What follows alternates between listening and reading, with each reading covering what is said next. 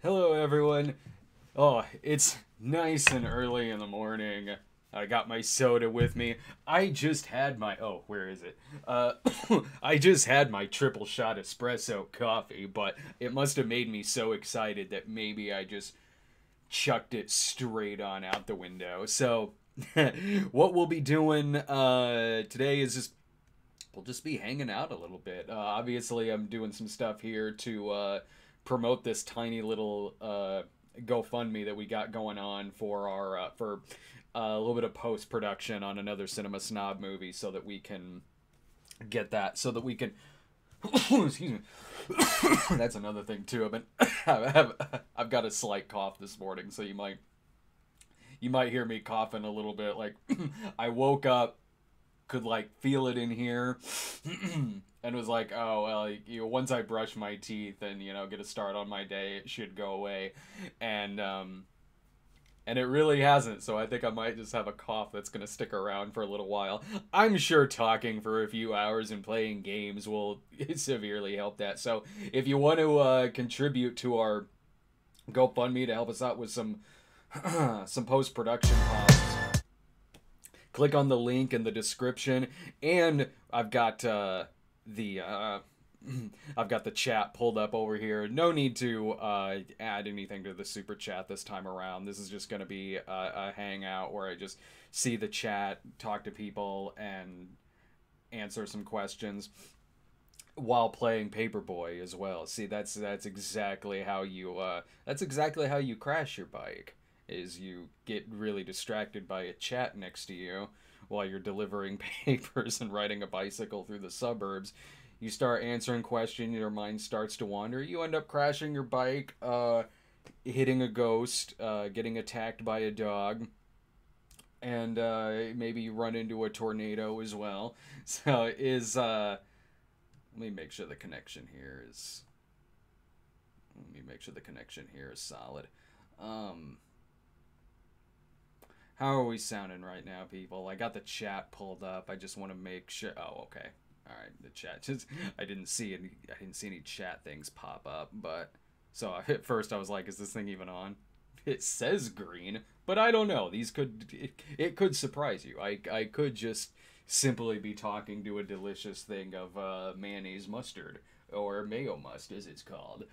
We did get one super chat question here. Like I said, you don't really have to donate to the super chat this time around, but thanks for doing so. If you do want to donate, please visit our GoFundMe link that's in the description.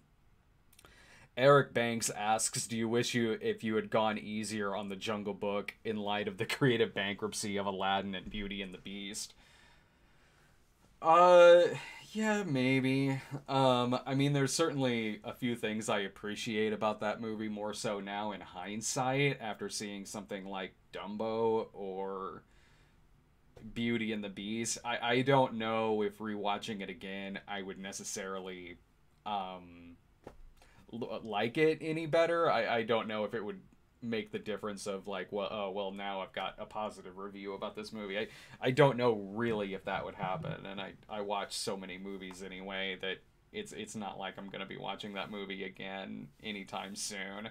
So okay, let's play some games here. Like I said, I got the chat pulled up right here, so we can just do a little hanging out this morning before I watch a talking hedgehog movie later on.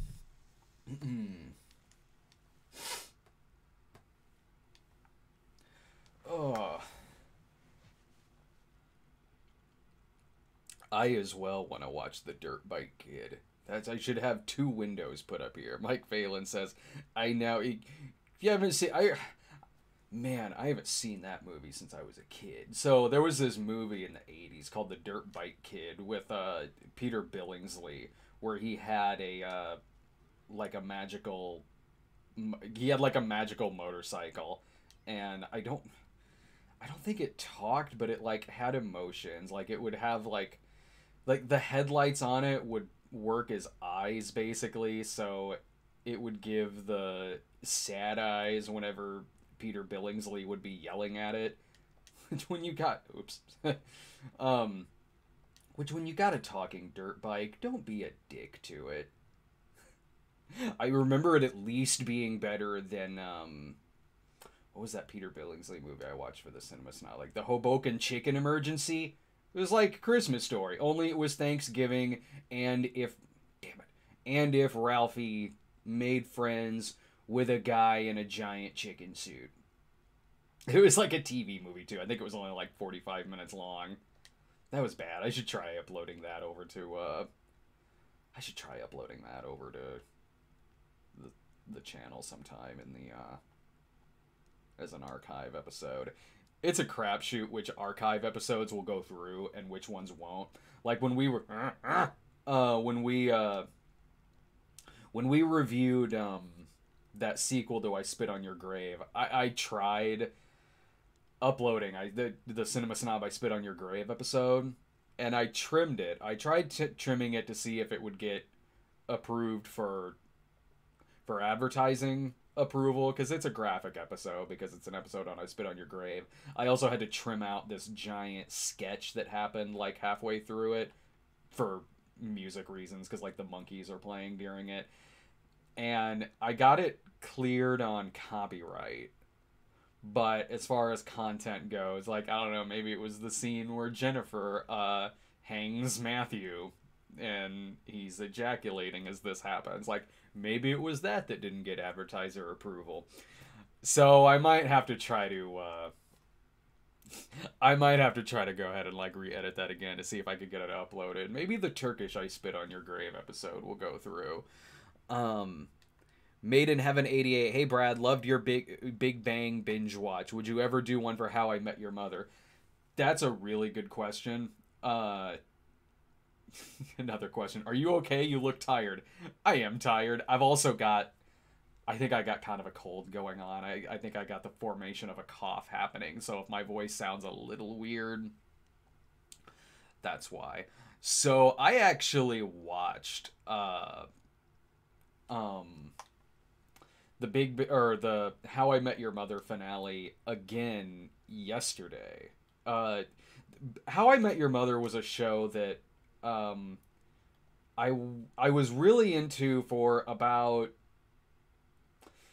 6 seasons maybe, or something like that, and I had stopped watching it because it reached a point where it was like, you guys really need to wrap this up. Like, this isn't the kind of plot line that you stretch out for 9 seasons and the 20-some episodes a season.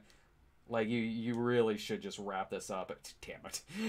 And there was no indication that they were going to do so anytime soon, so it kind of reached a point where I really stopped caring.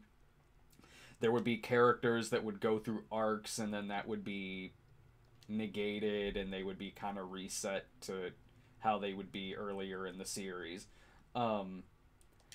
And when it was too many episodes that weren't really part of any kind of story that was going on, or the larger story that Ted is telling, like I said, I kind of just stopped caring, and it wasn't funny enough for me to keep watching it, in spite of, like, well, they're just kind of dragging it out. But I did watch the finale when it first aired. I was like, oh, well, I'll go ahead and at least watch the last episode. And I remember thinking it was really bad. Really, really bad. And my wife, Laura, has recently gone back and rewatched a little bit more of... rewatched a little bit more of How I Met Your Mother. Because she hadn't seen the final season, so she was watching the final season. And... well, I still got a few left.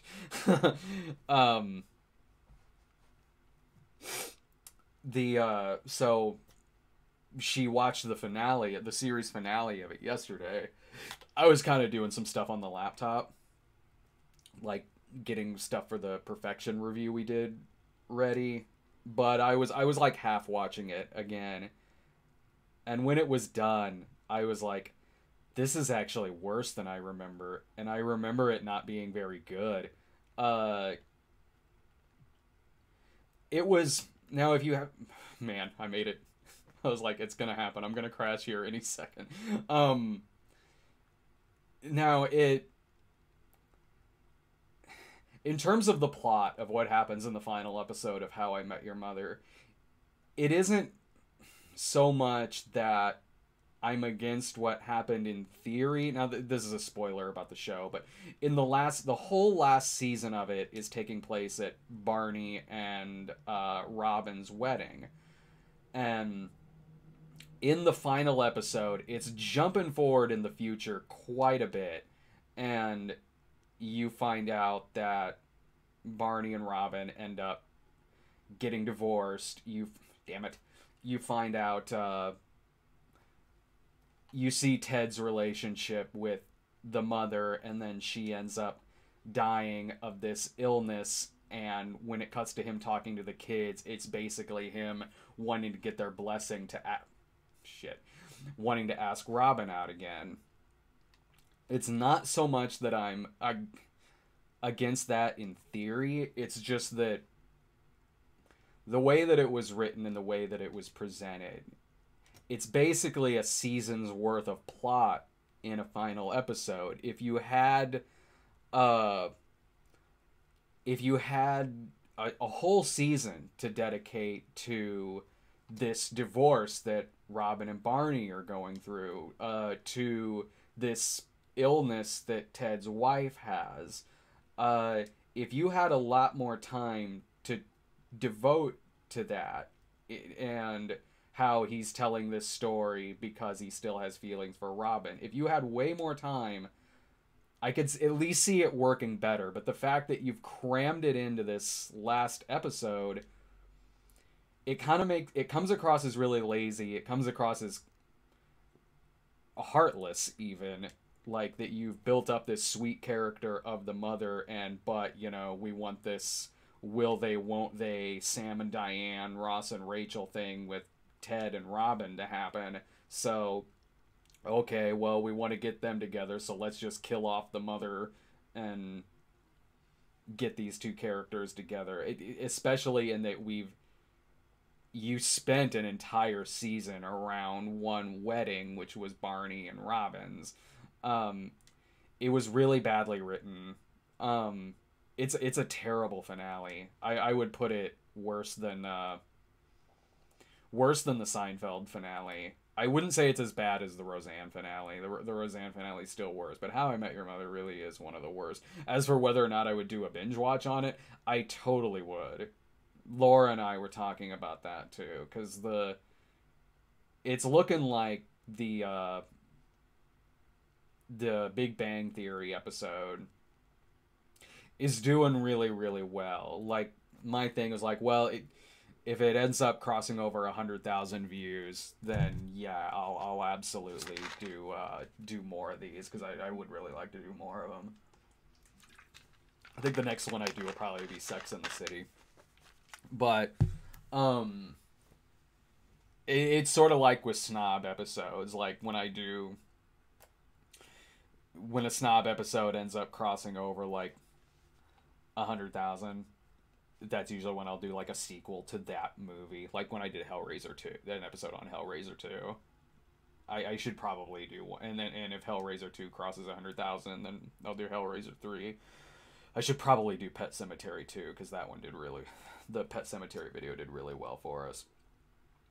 But it's kind of a crapshoot now how well our videos will do, our Snob episode will do, because of how much the YouTube algorithm has changed. Like, our archive does really well, because that's kind of the changes that they've made to what videos show up.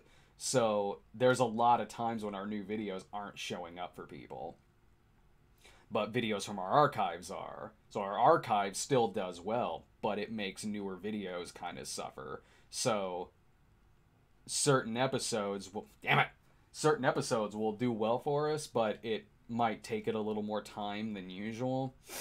But with that being said, like, yeah, kind of how I do things is like,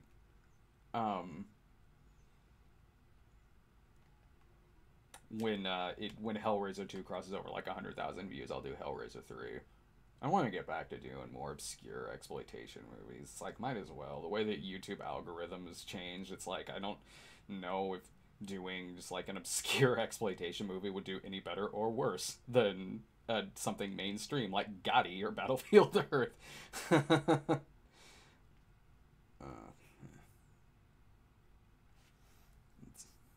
Now that he's resting up from his obstacle course. See, that's why I didn't want to be like a Paperboy, because in real life there was no obstacle courses in our neighborhood. Thank you, Ninjalicious, for the donation, and Gary King too. And like I said, you don't necessarily have to be for me to answer. Really, I just need to be looking at the screen whenever a question pops up. But if you want to donate anything to us, please, by all means, do it with the GoFundMe account. But still, thank you for the super chat. Top 5 Kevin Smith movies and top 5 Spike Lee movies. Kevin Smith, well, I mean, Clerks. I love Mallrats. Chasing Amy, I don't love. Dogma I liked. I did like Zack and Miri Make a Porno a lot. I really liked like 90% of Red State and hated the last 10 minutes. Jeez, one of my favorite. I haven't seen it in a while, but I liked Jay and Silent Bob Strike Back when it came out. I haven't seen it in years, so I don't know how it holds up. Clerks 2, I liked Clerks 2 a lot.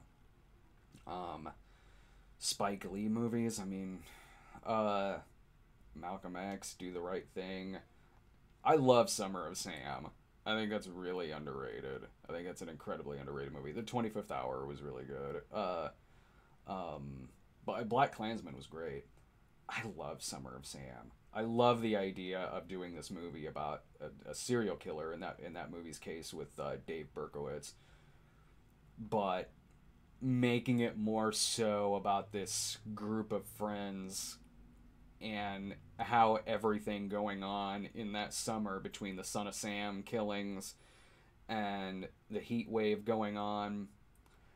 Also, in the middle of the disco era, where you had this punk versus disco mentality between characters. Like, I really enjoyed the hell out of that movie. I haven't seen it in years, but I always thought that was a really underrated movie. And the soundtrack's great. Adrian Brody's great. John Leguizamo, it's one of his best performances. If you haven't seen that, check it out. That one's absolutely worth watching. Yeah, I'm curious too how the that next Jay and Silent Bob movie they're doing. I'm curious to how that's gonna turn out. Ooh, I got a resubscriber. Sweet, excellent. I hit all 2 of my houses and got a resubscriber. Just like on my YouTube page.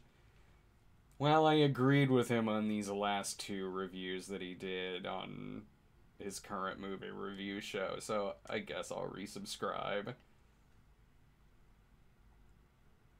Now let's see if I can hit all 3 of the ones that I haven't screwed up yet.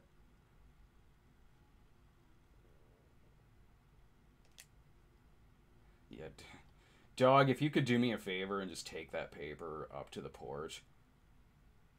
Yeah, I'm gonna unsubscribe from him because the paper was just in the front lawn and it wasn't directly on my porch. It wasn't in the direct area where it makes the doo-doo-doo-doo sound. There's a freaking tornado. You're lucky the paper is near your house at all. The skateboarder's the worst.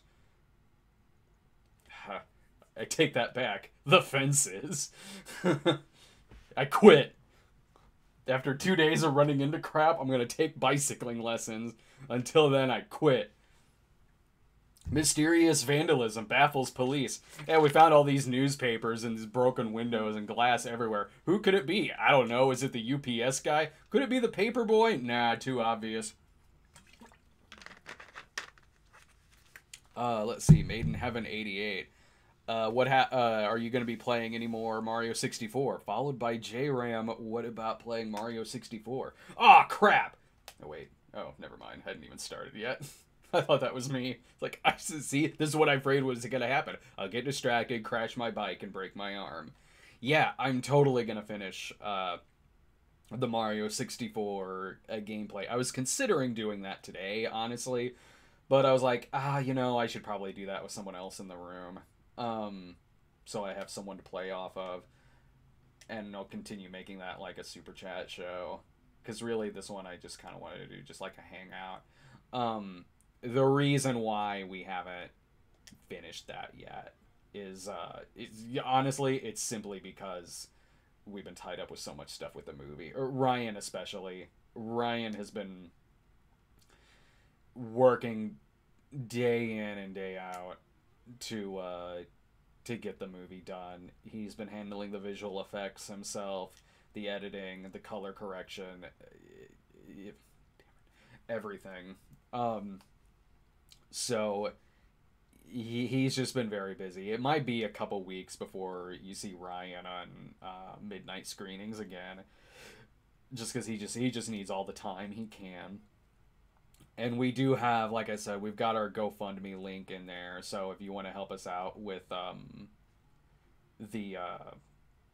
some post-production costs, when we were doing the fundraising for it, I mean, we're honest. We mentioned like we might have to come back to this in the future, raising a little bit of extra funds, because our minimum to get the movie made was like 50,000, and that's what the Indiegogo was, because we knew at the very least we could get that. But we straight up said we got a stretch goal here to make this the absolute best it could possibly be. And while in the Indiegogo it didn't make the stretch goal, Super Chat helped that out a lot, because we were doing a lot of live streaming and taking a lot of Super Chat questions. And I wanted the GoFundMe thing to be as low as possible, and really just kind of a last option sort of thing. Because I gave up my salary on this movie to put towards the budget. I contributed 5 figures of my own money to this movie, to this project. That's how much I believe in this. And Ryan has contributed a lot of his own money as well. Really, we all have. And we've been making our store on eBay more active, putting up more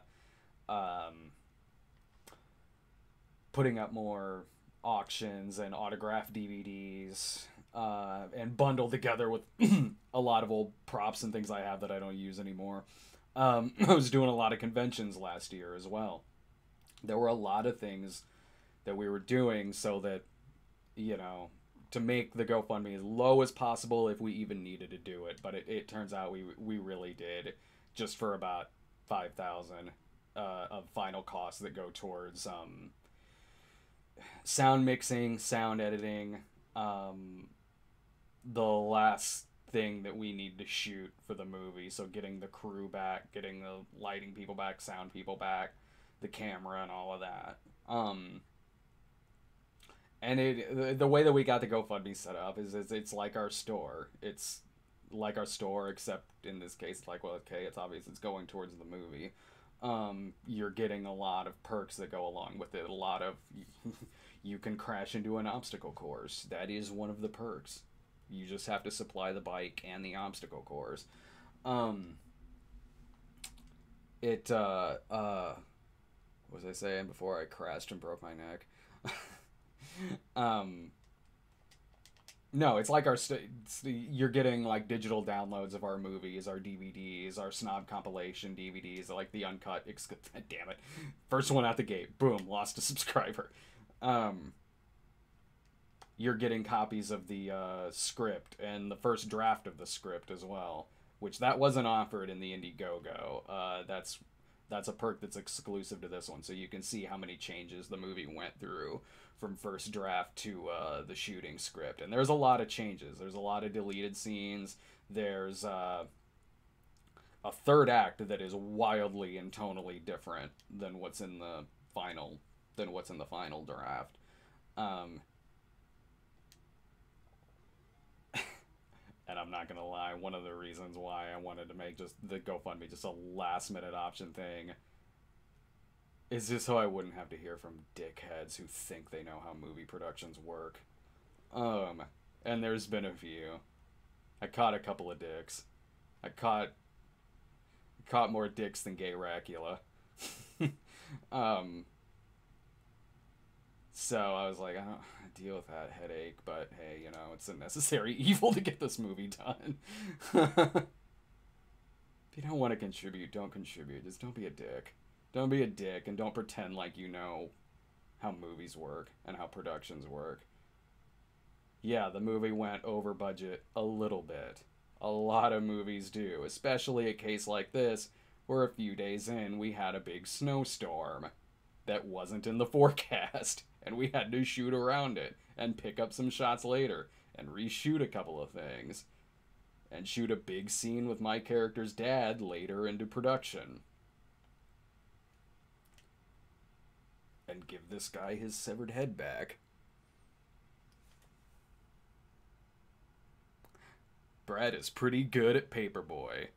I used to be better. J-Ram, sad to see you had to sell your PS3 games to raise money. That's not a big deal at all, honestly, because I don't have a PS3 anymore. And the PS4 is not backwards compatible, which bites. At least my PS4 isn't. I don't even play those games anymore anyway, and when I was yesterday, I was looking for some extra Snob DVDs because I got a con coming up here in about a week and a half. I'm gonna be at Indie Pop Con,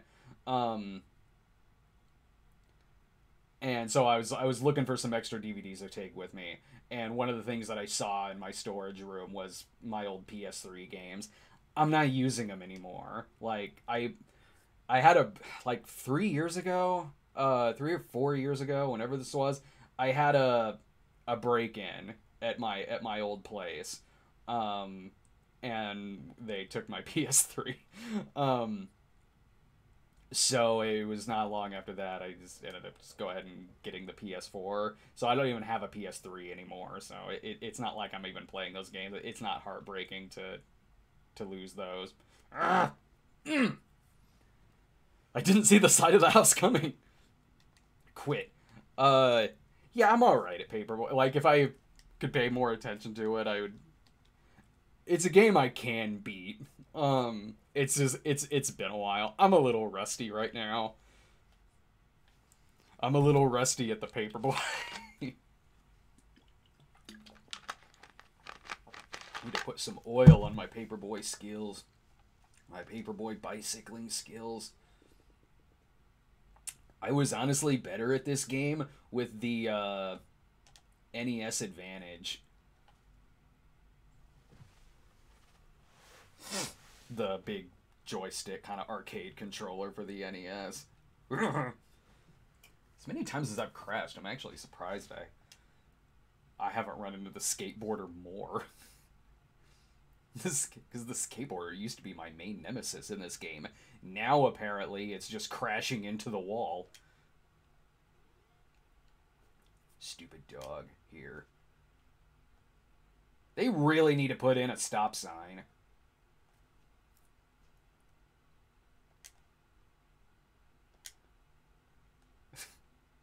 That'll teach you to break dance in the driveway. I still love the one where, I think it's Paperboy 2 or Paperboy Super Nintendo, where the guy's working under his car and you can just straight up just like kill people in it. I'm just gonna throw this paper at the car, it's gonna fall on top of the guy and crush him to death. Mysterious vandal kills man under car with paper. Could it be the Paperboy? We can't question him because he just quit. No movie in 2019 will ever be as intense as the Dumbo midnight screenings. Right? You think The Perfection is intense.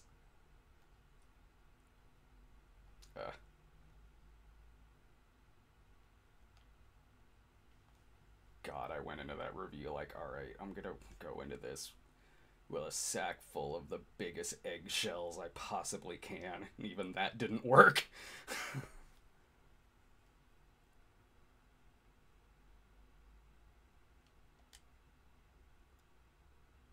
If you break the non-subscribers windows, they become subscribers the next day. Well, isn't that how it usually works?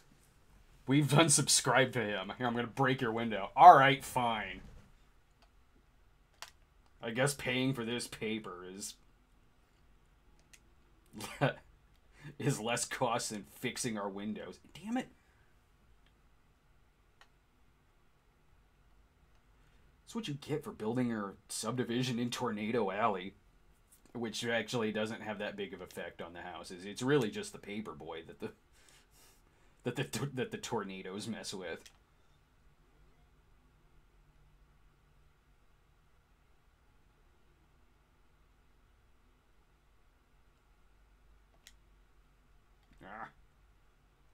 Well, look, you got your paper.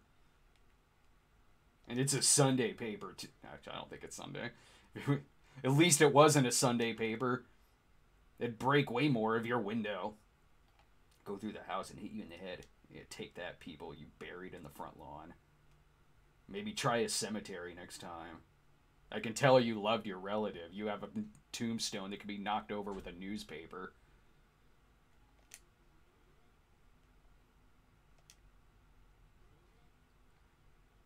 That's how Michael Myers took his sister Judith's tombstone. He knocked it over with a newspaper and really easily was able to take it to the house and put it behind Annie.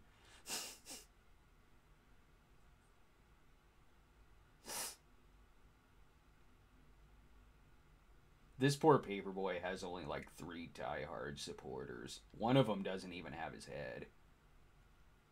3 people who have nothing else going on other than, you know what? I want to see if everyone gets their paper. And at the very least, if he jumps over a swimming pool.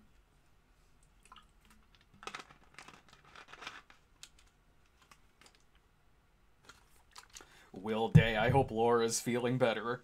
I think I'm starting to catch what she had. I woke up this morning like, oh, my throat. In fact, I might grab a cough drop here in a second. Did I bring them in here?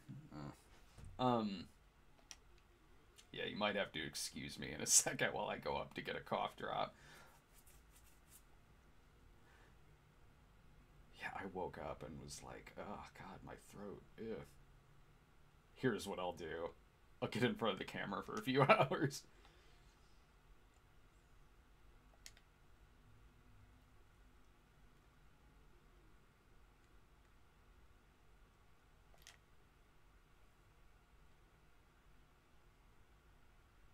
A cardboard tombstone is very disrespectful. Thank you. Put that in your backyard. Think I want to be depressed looking at that every day?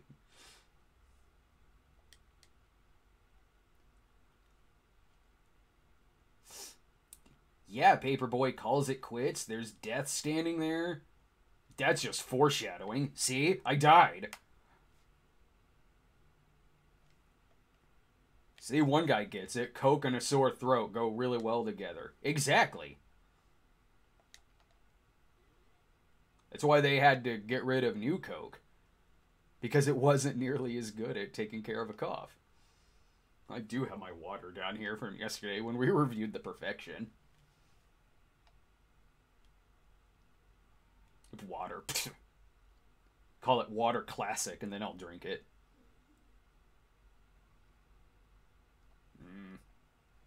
Sorry, fans in the bleachers waiting for the Paperboy to make an appearance. You'll have to wait until Thursday. Yeah, they are bringing New Coke back. Savage Grey Wolf. Yes. Yeah, you better resubscribe or I'm going to break more than your window. I'll dig up your relative from the yard and have sex with it. Obviously, this is lawless territory. Yeah, they're bringing New Coke back. Actually, I ordered some. I ordered like a case of it because it's to tie in with Stranger Things. And New Coke I had, like, I remember my dad really preferring New Coke when it came out because to him it tasted more like Pepsi, and my dad's a big Pepsi drinker. He likes Pepsi way better than Coke. Um so he actually preferred New Coke when it was out because he thought it was sweeter like Pepsi, and I kind of remember that being the case as well. Um if the guy's got New Coke in his trunk, then it'll be okay that he hit me with his car. I did, and what people forget about New Coke is how long it really was around. Like, it's thought of as being just this blunder that went away as quickly as Crystal Pepsi, where that's really not the case. Yeah, after a little bit, they did bring back Coke Classic. And really, whoever, they call it a blunder, but regardless if this was intentional or not, whoever came up with it should have gotten a promotion. Because when they brought back Coke Classic, like, it put them in the news. Everyone was talking about it. It's something that's talked about still to this day. Coke Classic came out, did gangbusters, but then they did keep around New Coke. That's what a lot of people forget, is that New Coke still stayed around. Yeah, they brought back Coke as Coke Classic, but New Coke, at one point they retitled it Coke 2, and that was around for a while. That was around until the 2000s. You could get it, even after Coke 2 went away here in the States. You could still get it in, like, Canada, I think. So not only in creating New Coke, not only did you get Coke Classic to come back and then do insanely well. It's all over the news. Hey, the original flavor's back. Great. Now people are buying it in bulk. But there's also this second soda you have now, too, that you're making sales on as well. Soda history is fascinating. So yeah, I ordered a cat. I did do a Brad Tries several years ago on an old bottle of New Coke and Coke 2, I think. Maybe I should try re-uploading that. But I'm trying to remember the taste of the old New Coke, the old bottle that I had.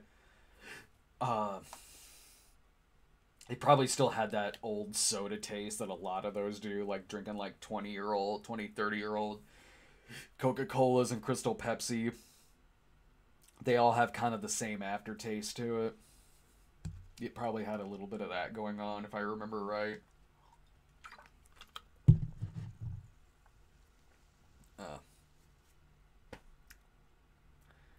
Coke versus Pepsi, Dawn of Red Line.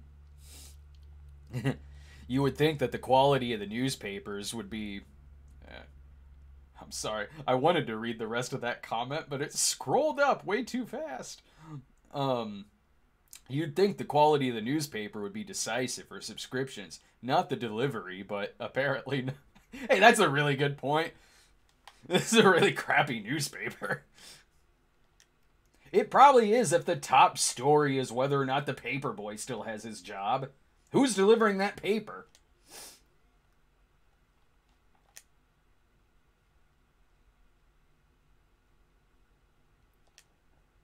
Yeah, eat it, Tyre. You got your paper, dog. Maybe that's why they have this newspaper, just so the dog has something to crap on.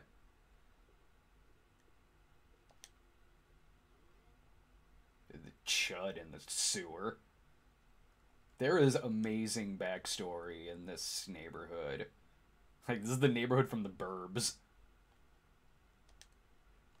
I would so watch a Paperboy movie.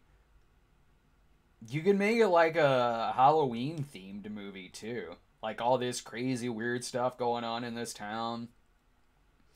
I remember, when I was doing Game Boys the animated series, I did this movie in 2008 called Game Boys. It was this retro gamer comedy. Um, and then I did 5 episodes of an animated series of it. And I remember we had an idea for one episode. Had the show continued, um, we had an idea for like the character of Steve, who Jake played in the show and in the movie. Um, we had an idea to where it would be like it would tie into Paperboy, where it's like he wants to unsubscribe from his paper, but he has to paint his house red to do so. I think that was even a gag where at one point we were even going to do a sequel to the movie, but it didn't come to fruition. Like, yeah, we were going to do a sequel to the film, and I think that was maybe one of the gags in it at one point. The sequel was gonna be like 10 years later, because even when we did the first movie, I was thinking like, oh, maybe every 10 years we could do another one of these. And the sequel was like, my character from the first movie had an animated show based on him and his friends, and then it came out and bombed and wasn't any good, and then he is back in his hometown due to a funeral. I can't remember who died, but it was a funeral, and then they have a game night with each other, and all of their old games get stolen, and they go through this weird odyssey to try to get their stolen NES games back or something like that. I remember a year ago I was talking to Alex Shryock about it, who played the friend in the movie. If you haven't seen the movie, me and a guy named Alex, a friend of mine, Alex Shryock, were the main characters in it. I was talking to him about it, and he was down for it. I even contacted Jake about it, and we were talking about it for a little bit. But there's just other things I would rather do besides a sequel to that. Yeah, it was because the movie was 10 years old in 2018. That was when I was like, well, we talked about this, doing a sequel to this 10 years later, and it is 10 years later. Maybe I could try to work something out with that. And then we were doing other movies, other projects. 2018 came and went, so I was like, I don't know if I really want to revisit this. The first Game Boy, is watching it now in my late 30s, is kind of a depressing movie. It's just about these guys in their 20s who were alcoholics, and I'm like, oh, this whole movie is kind of a snapshot of my 20s. These guys who were just alcoholics and drinking all the time and depressed about stupid things. I'm like, I don't know. This movie's a time capsule that I don't really like that I open. It's got some really funny parts in it, though, that movie does.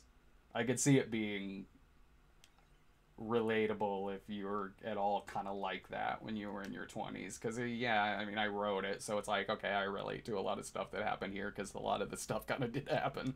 Like, it was some coming from experience a little bit.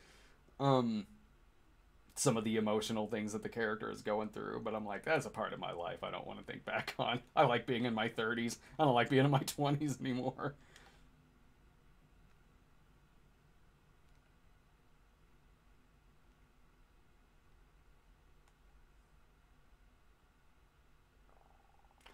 Even though they've unsubscribed, it's still nice of them to leave some newspapers out for me.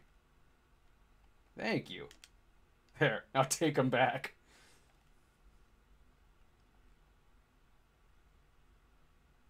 You'd think the training course would be before he got the job. This universe is weird. There's a lot of plot holes in the Paperboy universe.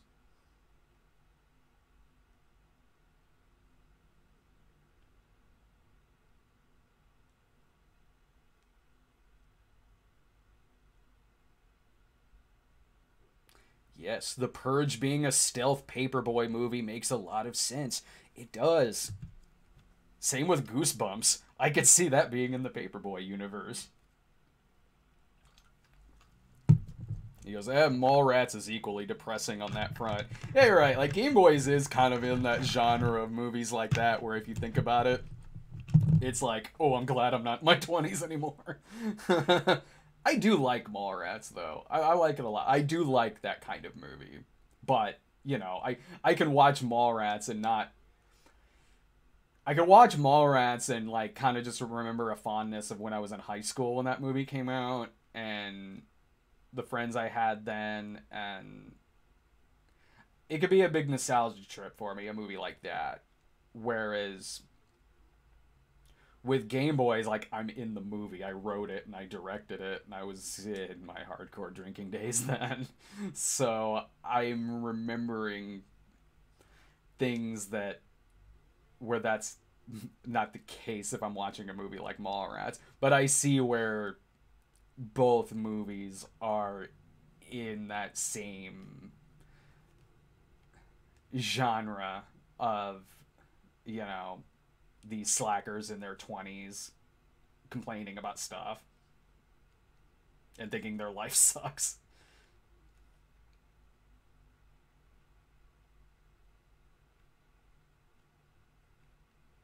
I'll go behind you. Oh man, I shouldn't have done that. I forgot the dog has eyes in the back of his head.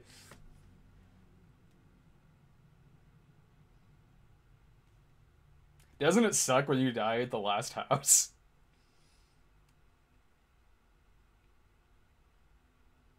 There was a Captain N episode with Paperboy in it. Captain N ended up in Paperboy land. He could tell because Paperboy was going around breaking people's windows. I don't think this is an accident. I think he's trying to do that.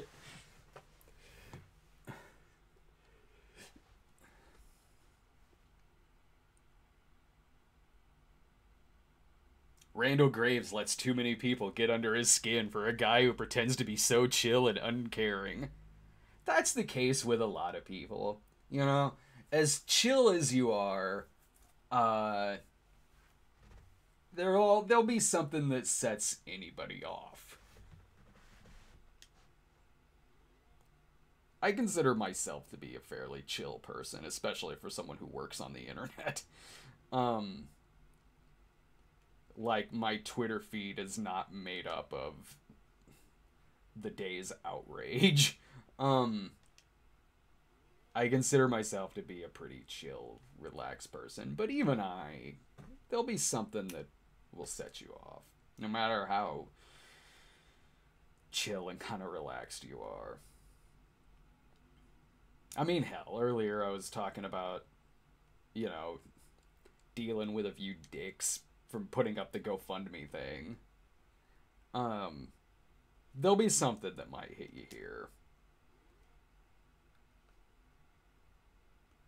But 95% of the time, I'm honestly a pretty chill person.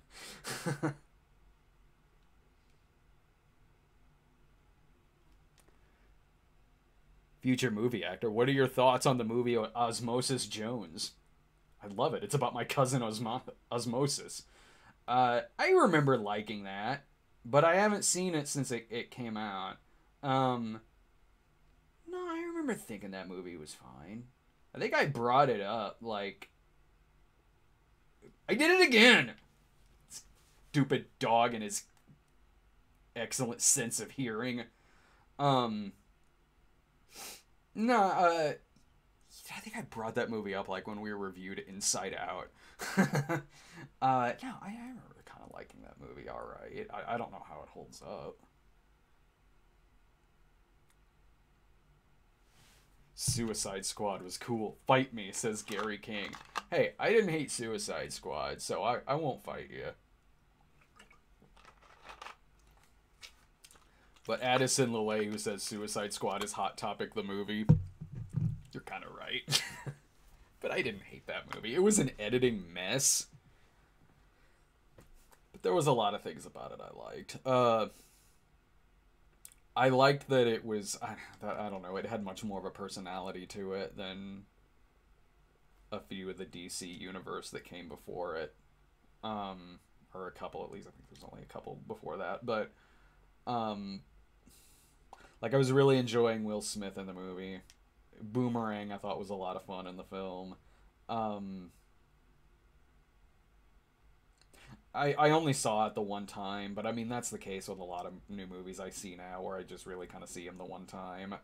But as bad as I was hearing that movie was before it came out, when I saw it, I was like, this is fine. Like, I'm not mad at this movie at all. Like, it obviously went through a lot of editing problems, and you can tell on screen. Like, there's a lot of things about it that are a mess.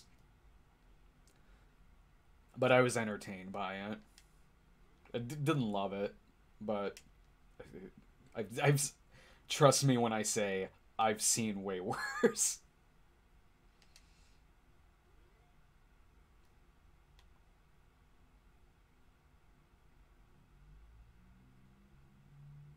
I like where this guy's head's at.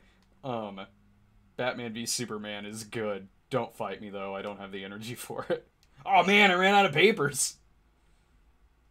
Sorry, maybe. Oh, well, I got a tire. You can have that.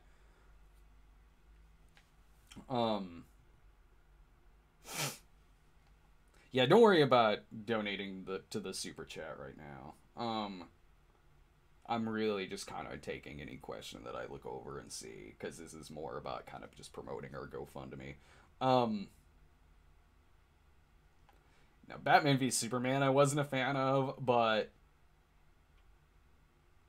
I get why someone would like it. It is very non-formulaic. It is trying to do its own thing and have its own voice outside of a lot of other superhero movies that are going on now. It is trying to have its own tone and its own feel. Just a lot of it I just didn't think worked, but when I see people who do like it and the reasons why they give for liking it, I get it. I do. I totally do. It's just not for me. I really didn't care much for the movie. But if you liked it, I'm not going to fight you over it. Do you know how many movies with bad reviews that I've liked?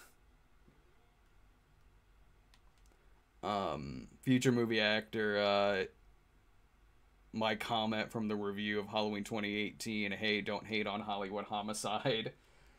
I remember liking Hollywood Homicide. See, there you go. That's a movie that got bad reviews, and I remembered liking it.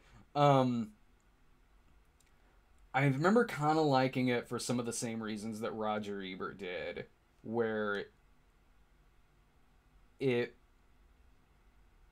touched on, like, these, you know, yeah, they're homicide detectives, but they don't make a lot, and so they need other jobs around LA, and some of the biggest or most frequent jobs, stereotypically LA jobs, are things like trying to be an actor, or in Harrison Ford's case in the movie, a real estate agent. I thought that was original. A different... I liked that about the film, where it was touching on things like that in this buddy cop movie. So where you'd have this car chase going on while Harrison Ford is still trying to close a real estate deal, and Josh Hartnett is a cop but also a struggling actor. Yeah, I thought that movie was really underrated, to be perfectly honest.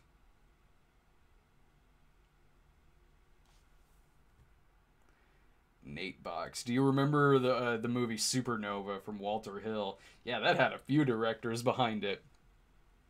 I think Coppola did some reshoots on it. Walter Hill, of course, like, it was the pseudonym Thomas Lee was used because at the time everyone had kind of figured out what Alan Smithy was, because that movie Burn Hollywood Burn had come out, I think, around that time. Supernova was a lot like, if you get some friends together and watch Supernova, the James Spader movie, you can have a pretty good time with it. It's not good, like, at all. It's basically Dead Calm in space. they find a castaway, but he turns out to be evil. It was Peter Facinelli in Supernova, I think, or in Dead Calm it was Billy Zane. Um,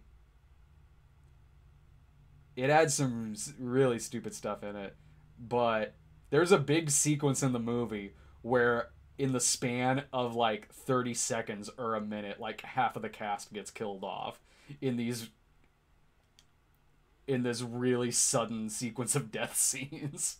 Like characters that you've spent a decent amount of time with so far are just gone, just like chucked. One is like just chucked right out of the ship.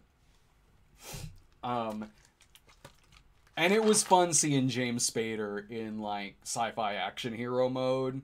He did a really good job. He got in a lot of shape for that movie. And yeah, he was in pretty good shape in that film. And yeah, and it was fun seeing him in that kind of movie. Have I seen the Doom Patrol TV show? No, I haven't. I am busy watching old sitcoms, I guess.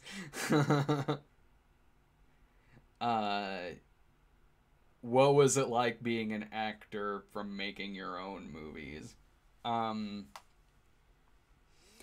that hard. Cause I mean,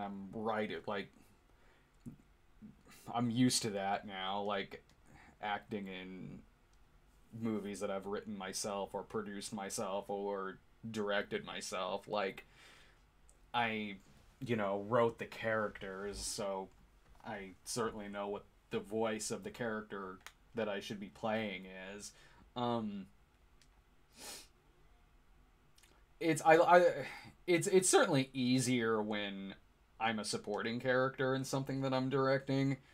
Like Disco, I'm a supporting character in that. Really, of the movies that I've directed, I think only Game Boys was I the lead in. I mean, Cheap, I guess I was like co-leads with Dave. I mean, Freak Out I was in a lot, but there was a lot of scenes in Freak Out that I wasn't in. I love playing a bad guy. I love playing just morally corrupt, sleazy characters. I love playing parts in movies that are wildly different than parts I play online.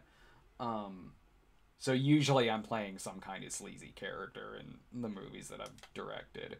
I've been the lead in a lot of movies that like Ryan's directed that yeah, I wrote, but obviously Snob movie I'm the lead in. Paranoia I was, but that's like the worst performance I've ever given in a movie. Another Cinema Snob movie, of course I'm the lead. I wasn't in Jesus Bro, but that was the lead in that was Dave's Rickhead character, which was a pre-existing character from another show. But in acting in another Cinema Snob movie and the first Cinema Snob movie, I wasn't the director of those movies, so it's not like I was having to manage a lot of stuff that was going on. I'm very much used to like when I direct something and it's a total guerrilla style filmmaking, micro budgeted as hell, like Disco.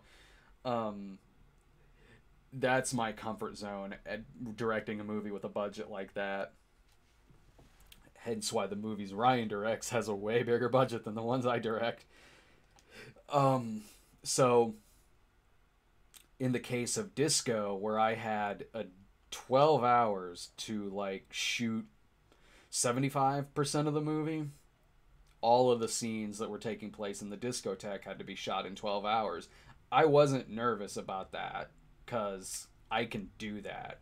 I can direct it very micro budgeted, quick movies like that. I can go from one shot to the other. I can plan all these shots out in my head. It helps being ADHD in a situation like this. I can work at a really, really quick pace when when I don't have things to worry about that you would have to worry about in a much bigger budgeted movie. Now in Disco, whenever I was in front of the camera, that was no problem at all either. Because I'm in it. That movie's mostly about the three girls in it. Um, and I've played a bad guy before. I've played a sleazy character before, so I knew how to play the part of the character Vince that I played in Disco. It was fun directing a movie while having to be dressed as that character.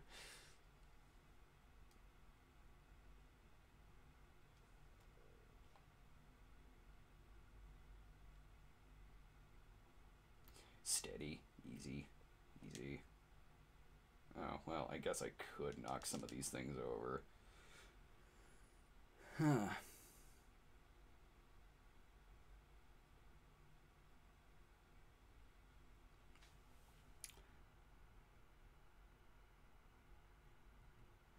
Let's see what else we got here.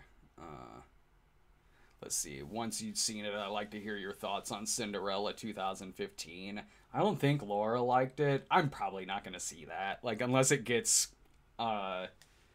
requested on a Patreon requested midnight screenings, I'm probably not going to see it. I mean, unless they do a sequel to it, then maybe. Because I guess I probably should see Maleficent before the second one comes out. But I don't know why Laura didn't like it, but... she... Hang on. Hey, honey. Hey, I heard my name. Oh, no, not you.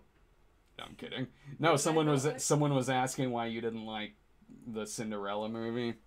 Oh. I'm not gonna come in, but yeah, I didn't like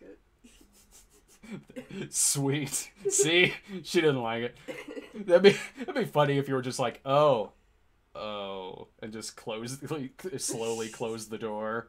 Like, oh, well, that brought back some bad memories, apparently. Maybe I should check to see if she's alright. I'm gonna go on a walk, okay? Mm-hmm. Right. Love you. I love you, too. You don't want to play Paperboy with me? I look terrible. You look gorgeous. Oh, please.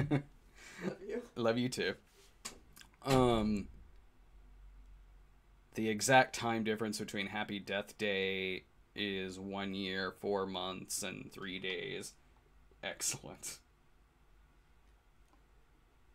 I was reading that statement, by the way. That wasn't just me having a brain fart and talking about the difference between the sequels of the Happy Death Day movies.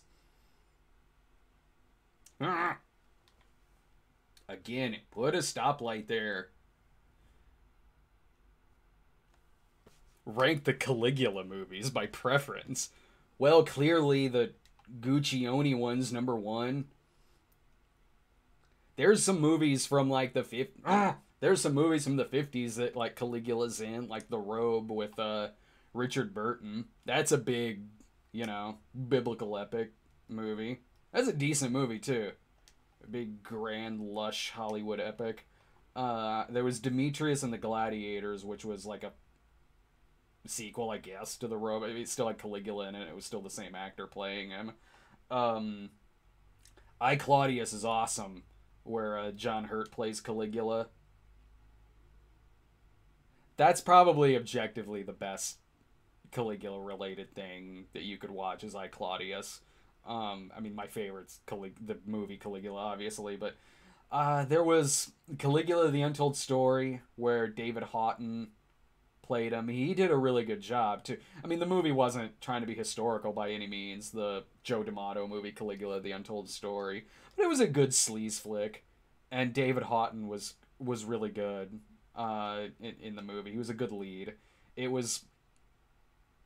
Laura Gemser plays this woman who wants revenge against Caligula for whatever reason. I think he killed her friend or something like that, and so she becomes one of Caligula's prostitutes or something, like a palace prostitute, to try to get closer to him. But then the two actually start having this romantic relationship. It's a bizarre movie. It gets really surreal in the last act of it. It's not historical by any means, but I don't know why you'd go into it thinking it would be. There was there's others where Caligula's just in the title, like Caligula reincarnated as Hitler, this Nazi exploitation movie. Or Caligula reincarnated as Nero, which is just doing a Caligula ripoff movie, but it's about Nero. That one was kind of funny. That was a Bruno Mattei movie, and it had some pretty funny parts in it. The guy playing Nero was going kind of deliciously over the top, and it was kind of a comedy. Like, he would be excited about sleeping with the girl in the movie, and would go to find her, but she'd be sleeping with someone else, and it would be playing this womp womp music over it. I should get off the street. There, take a paper, Death. Or, you should already know who's in the obituary section. Caligula and Messalina, that was a Bruno Mattei movie. That was bad. Caligula 2, Messalina, that was filmed on the leftover sets of Caligula. It's just this softcore comedy, like, spin-off movie about Messalina from... So it had the actresses in it who played the lesbians in the first Caligula movie. That was like just like a softcore comedy, like a slapstick comedy. It ends in this weird slapsticky, like Three Stooges-esque bloodbath sequence near the end of it that was kind of funny. Who wants to live in this neighborhood? If you want your newspaper in some way, shape, or form, you'll live in this neighborhood.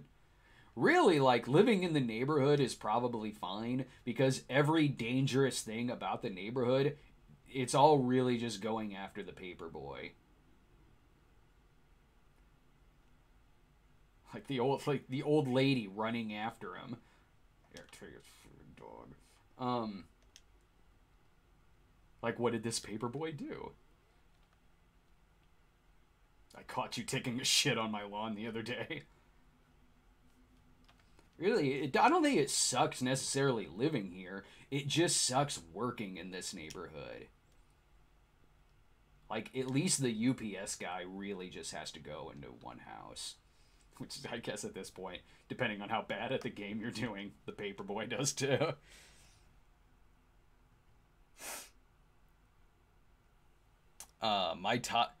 Sarah S. My toddler loves watching your Brad Tries videos. I think she connects with someone eating weirder stuff than her. P.S. Any Pure Flix review plans? Thank you very much. I need to shoot a Brad Tries later on. Or maybe I'll do it like live here and then just separate it later on. Oh yeah, there'll be I want to do a Snob episode on Unplanned. I'll just have to prepare for the Abby Johnson Twitter account getting pissed off about it.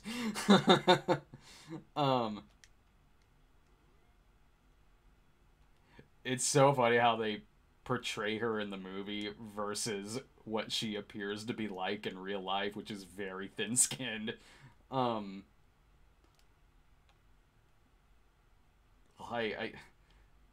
Someone, I forget, I think it was some actress or something, was saying, like, I don't know, this movie's really, really bad. And, like, forgive me if I'm fudging any of this, but I think, like, from the Abby Johnson Twitter account, she was like, oh yeah, well, you're ugly. In so many words. I think that was, like, kind of the gist of it. Well, you still got your paper. Oh, shit, I'm out. I'll do... This isn't Pure Flix, but I should probably do one on Fireproof. If the Left Behind... maybe I'll do Fireproof, like, when Overcomer comes out, which is the next Kendrick Brothers movie. If Left Behind makes it over, like, 100,000 views, I'll do Left Behind, too.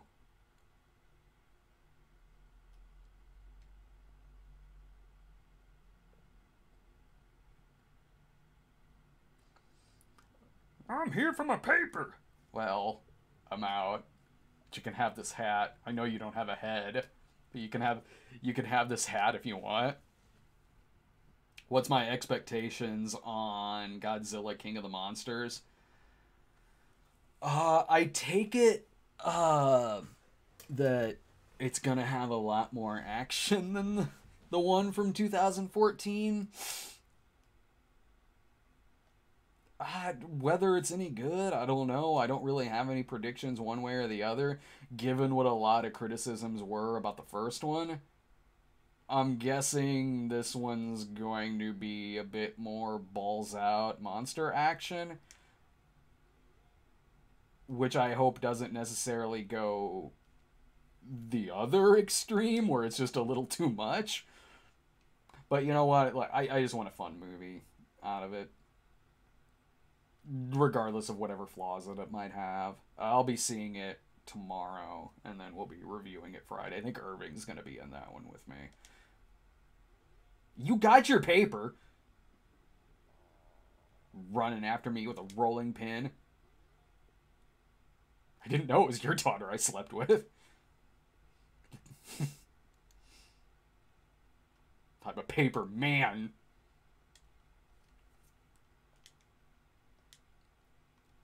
Yep, screw your garbage. I'm running out of papers again.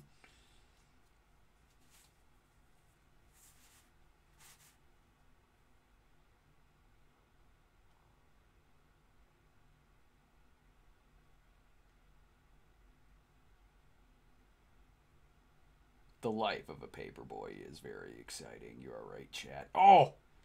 Unfortunately, it comes with a lot of broken bones. Brad, I don't think I've ever seen you live stream before.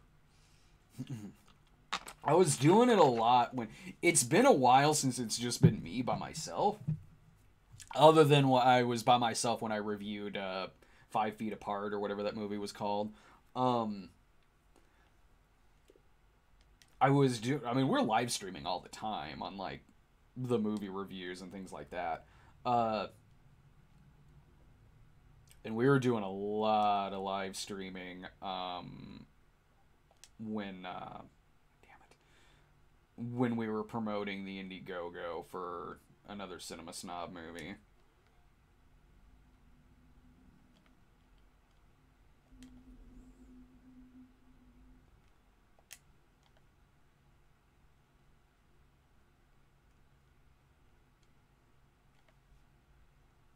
Sorry, I'm very focused right now on this guy's breakdancing. Speaking of Caligula, should I send you a signed copy of one of Gore's books? Damn it! That always happens. I answer a question about Gore Vidal and his books, and a skateboarder hits me. Hey, shoot me an email sometime. I've got the novelization of the movie. I mean, the novelization isn't written by Gore Vidal, but if you think the movie cuts away to random sex scenes, which just happens a couple times in the movie, a lot of insert shots, yeah, but, like, the novelization does it so much more. There'll be something going on, and then it'll just cut to a flashback sequence of a character having sex.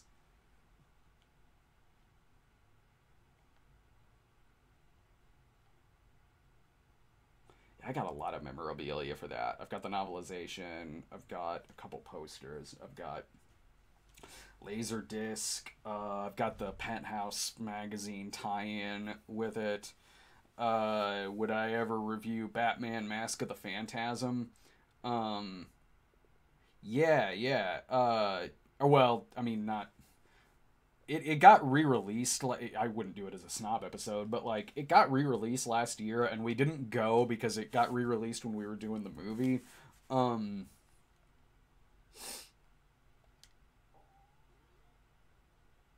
But if someone were to request it on Patreon, then yeah, absolutely. Here's my request: get hit by a beetle. Well, okay, Patreon requested it. Guess I'll drive my bike into this car. Here's the problem with here's the problem with live streaming on your own. I gotta go to the bathroom so bad right now. I wish I had like a Snob episode to put up or something to take a little bit of a break. Once I get game over on here, maybe I'll just hit pause and be like, give me 2 minutes to use the restroom. I'll be right back. I've got a 16 millimeter reel of Caligula. There was this is a couple of years ago. There was someone on a film board on Facebook was selling a film reel of the uncut version of Caligula from when it was originally released, and I wrote to him and was like, "Hey, I'm totally interested in that." I go, name your price, and I got it for like a good price, like less than I thought it would be for it.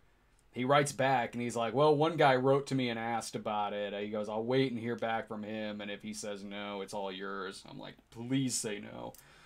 And so the guy writes back the next day. He's like, yeah, the other guy, turns out he doesn't have it in his budget, so it's yours. I'm like, yes. And I think the seller knew who I was, because the seller was like, by the way, if you ever do it, make sure you mention me if you ever do a video on this.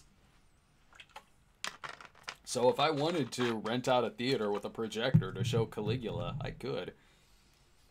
I probably should do that sometime.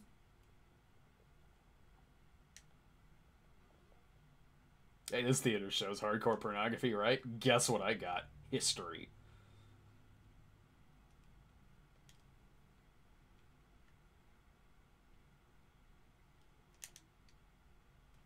Ah! Good thing you had a flag on your big wheel. I wouldn't have seen you coming otherwise. Remember Paperboy 64?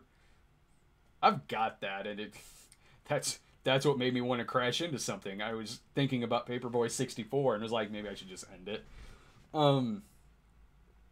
I've got a copy of that in the other room.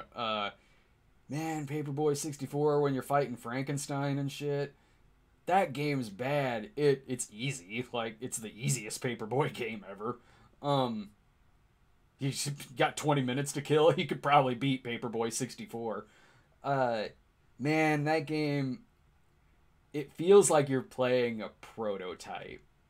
With his sweet bicycle with edges on the wheels, because, yeah, Nintendo 64. I'm just saying, it's just, you notice that with circles sometimes. No knock against the 60. The 64 is honestly one of my favorite systems of all time. Like, I love my 64. I still have my 64 hooked up to my TV in there. I play it more than I play a lot of other systems. I take it with me a lot of places. If I'm going somewhere on vacation for a couple days or a few days, I take my 64 with me. When I was on one movie set, it might have been one of the Channel Awesome movies, but I brought my 64 with me for downtime in the hotel.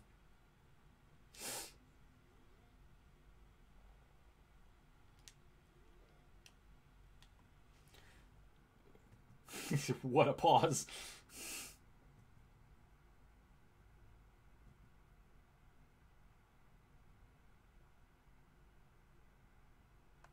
Yes, in the Paperboy 64 game, there you fight a mad scientist and Frankenstein's monster. Paperboy calls it quits because the Paperboy's got to go use the restroom. Give me like 2 minutes. I'll be right back.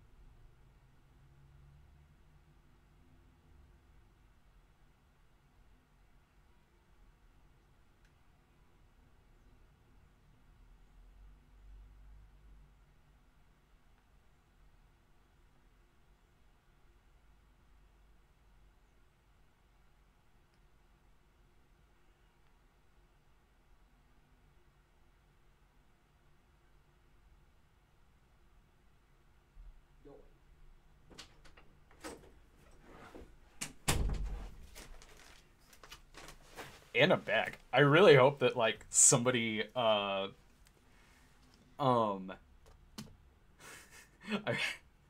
I really hope that somebody, like, came in here, like, into the chat, into this live stream, like, while I was gone, like, oh, did he just leave his camera rolling? Like, you can hear me jerking off in the background. And he's like, he's either masturbating or doing the weasel, or both. Well, while I'm at it, while I'm thinking about it, I could go ahead and do a live Brad tries right now because I've been wanting to try this for a while. This is a little something called Mayo Must. This is now it is the mixture from the geniuses who brought us the Mayo Chup, which I use a lot of because I mean I like fry sauce and that's what it is. They were like, you know what? We could mix mayonnaise with a lot of other things. So they've done that with, they now have Mayo Q, delicious mixture of barbecue sauce and mayonnaise. And I have that in my fridge. They also have, well, this isn't mayo, but they have Cranch right now for everyone who mixes ketchup and ranch. What?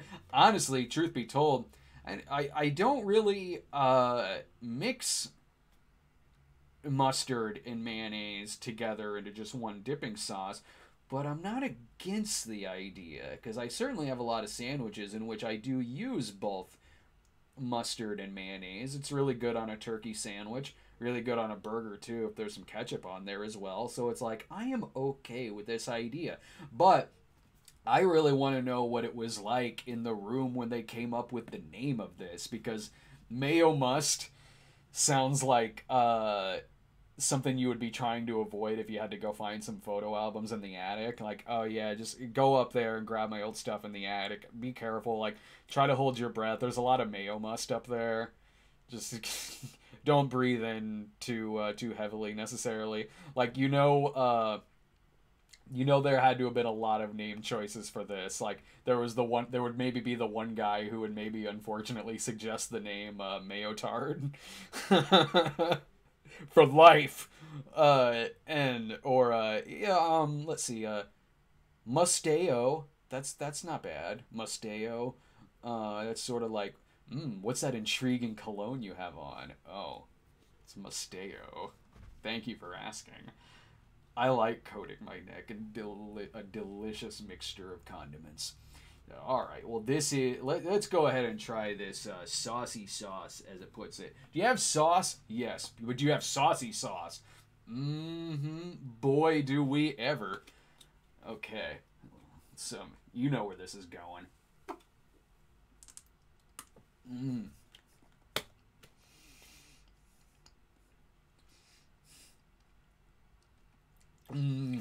Eggs. Yeah. I really like that. I'm going to dip my chicken nuggets in this. I am going... They could also just call this, like, deviled egg filling. Like, all you need to do is just kind of dig out the yolk and the deviled eggs, and then just replace it. It's really easy. Just squirt in the Mayo Must in there. Boom. You got yourself a side dish and some hors d'oeuvres at Thanksgiving. That would be really good with eggs, honestly. I enjoy the Mayo Must. I would totally put this on a turkey sandwich. I would put this on a burger, totally, with some ketchup on there as well. Chicken strips, yes. Do I like it better than the Mayo Chup? That's like choosing between my two favorite children. They are both very important things in my life right now. I do have the Gary King says Laura comes in with a plate of chicken fingers for the Mayo Must and Brad knocks it out of her hand. What? Wait, why did I do that? I want to eat those. Let's pick those up off the floor, honey, and eat those. Just pick the hair off of it. It'll be fine. The nuggets aren't too sticky. The hair shouldn't stick to it. No, I recommend the Mayo Must. I do. Now, if I went into an attic to, again, look for my photo albums or whatever I'm up there for, I would not want to stay away from the mayo must. I would be like, I came up here for one thing, but you know what? I realize there's a box of mayo must up there. Gonna take it downstairs, have a nice chicken dinner with a side of eggs, and I'm gonna put the if it's in boxes in the alley, it's probably in the alley too, or in the attic. It's probably expired, but you know what? Maybe it will still be delicious. It's a little greener now than usual, but it might still be delicious. So, all right, check out the mayo must, and this is going to be sectioned off into its own video on there. So, all right, I'm going to get back to playing Paperboy. But if you're just watching this, section of it, when it'll be sectioned off later, shoot us a subscription at youtube.com/StoneGremlin Productions, and I'll be back soon with Mayo Q as well. All right. Let's go ahead and play some more Paperboy. WJZAV. I liked your 10 awesome things about Battlefield Earth. Would you do that with other hated movies? Absolutely. Totally I would. I'll do that with like Geely. Some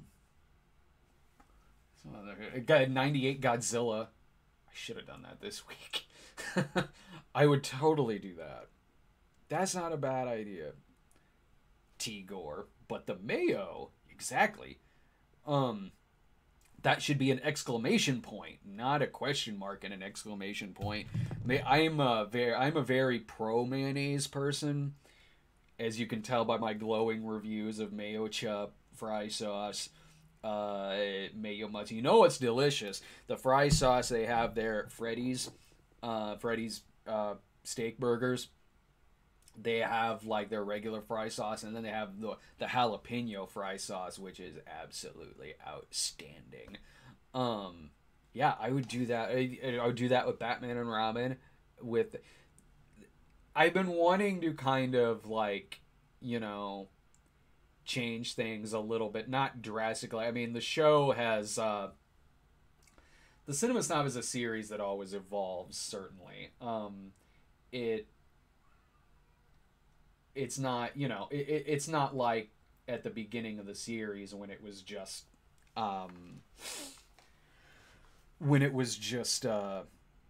exploitation movies. It's evolved. The character certainly has, the attitude of the character certainly has, and the kind of movies that get talked about have as well. And I'm always wanting to do different styles of video with that character, and like you saw with Battlefield Earth, where it was this top 10 thing but kind of a parody of it, still very much in character, still very much emphasizing the snobby character. I would really like to I've been wanting to do that for a while, which is have episodes that is the Cinema Snob, but more so in an age of like video essays, and really parody video essays, but with the Cinema Snob. And I also want to do a lot more exploitation movies as well. Sorry, House. I'm out of papers. You can ask your neighbor. There's probably a few in his broken window. Just borrow one of his. He didn't even pay for it. God damn it. Yeah, it's right there. Oh, thanks. In front of the house, it's not even a subscriber. Man, I'm losing a lot of subscribers on this one. And on YouTube as well. Brad, I'm unsubscribing. Why? Did you not like this video? No, you threw a paper through my house. Oh, that was you.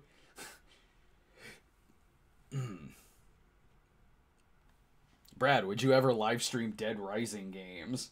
I don't know. I don't even know if my laptop has the capability to live stream a Dead Rising game. I played a little Dead Rising when it came out, and got kind of bored with it really quickly, and maybe just started playing Left 4 Dead instead. I would like to live stream a lot more Nintendo 64 games. 10 positive things about Freddy Got Fingered. Yeah. Oh man, I lost an entire block. It's not my fault. They only gave me 10 papers. You can't deliver to subscribers and break people's shit with just 10 papers. Well, it works out that my only 4 subscribers are at the very beginning. Now it's just cruising right along in this haunted neighborhood. Where every house is the house with a clock in its walls.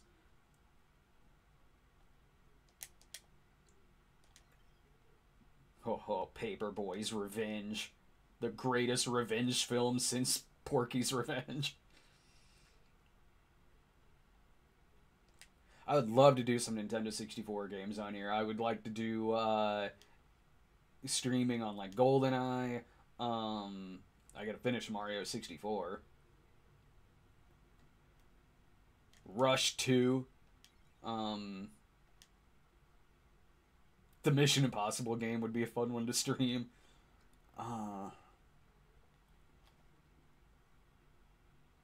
Doom 64 would be a good one to do.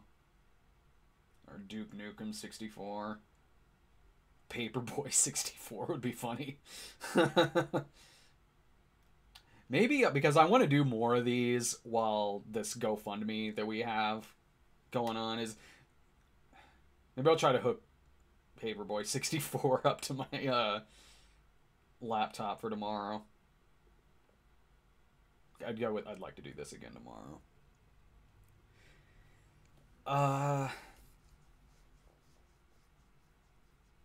Mario Kart 64 would be good. Ocarina of Time. I'm not a Zelda guy. I'm not. It's not my kind of game. I didn't. Oh, I got 1 resubscriber. Good. You're the only one on the block who's getting the real news.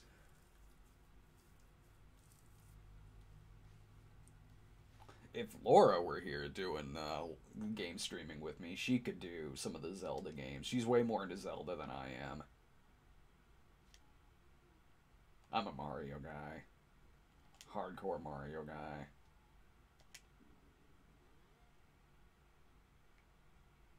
World is Not Enough. That one I would do, I would stream.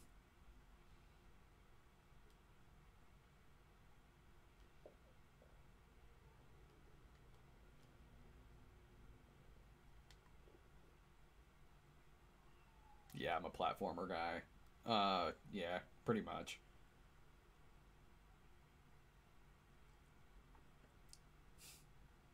You're right. One of the villains in this game is the tire from Rubber. Rubber was a Paperboy universe film. You remember the movie with you could maybe call this an adaptation of the game. Do you remember the movie that was called The Paperboy that had Alexandra Paul in it? And it was a stalker thriller about a psycho paperboy, where he was stalking Alexandra Paul and her daughter. See, we did get a version of Paperboy. The twist is that the Paperboy is the only psycho thing in the neighborhood. I remember that being kind of alright, like, because the kid who played the psycho Paperboy was really good. They got this really off-putting actor to play the part, like, and he was solid. He was a creepy character. The guy did a really good job. That's my main takeaway from it, was I remember the kid did a really good job in the movie.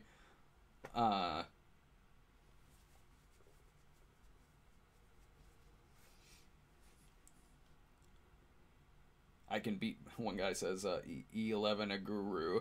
I can beat Battletoads, but I can't break 20,000 in Paperboy. I can't beat Battletoads. I've beaten Paperboy before. I'm probably not going to do it now, but I have beaten it before.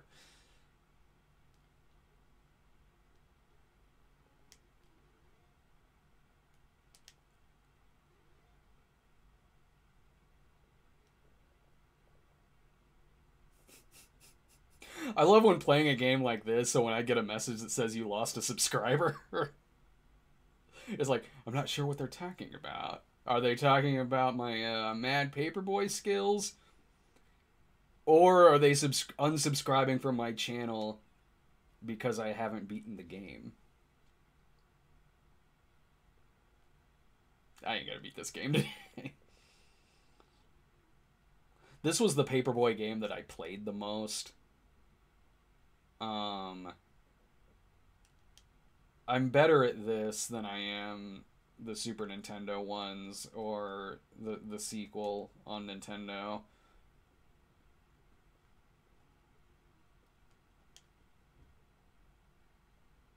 The trick is to always go full speed. You'd think you'd want to slow down in a neighborhood with killer tires and breakdancers and death and tornadoes. No, no. You need to go fast through that neighborhood. Have I watched Season 2 of Star Trek Discovery? I've not seen Season 1 of Star Trek Discovery. The only Star Trek series I watched was the original series. Didn't see Next Generation, except for maybe 1 or 2 episodes. Didn't see Voyager, Deep Space Nine. I saw like 1 episode of Enterprise. But I love the original series. They had some great stories on there. The movies I've seen, all the movies I've seen. So no, I haven't seen Discovery. I've seen people complain about it. It's like with Game of Thrones, where it's like, I don't watch Game of Thrones. I saw the first few seasons, and then and I liked what I saw. I just got distracted and never really got back to it. But I gotta be on Twitter for work, for my job, for promoting the channel and everything. So it's necessary that it is necessary that I have a Twitter account.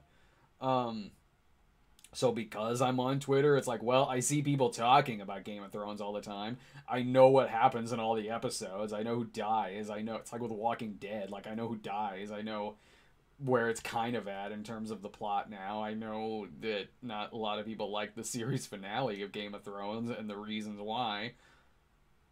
So it's sort of like I watch these shows.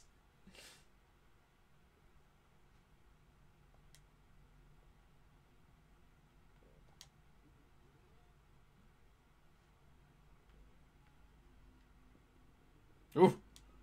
I almost hit that dog. Ow! Maybe look where you're going. Yeah, I quit. It's Death Race 2000 out here. Guy picked up 50 points for hitting me with his car.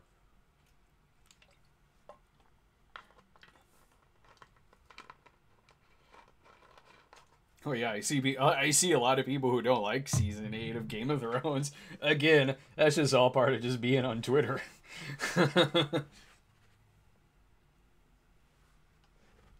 The subscriber I lost thought that my last newspaper was clickbaity.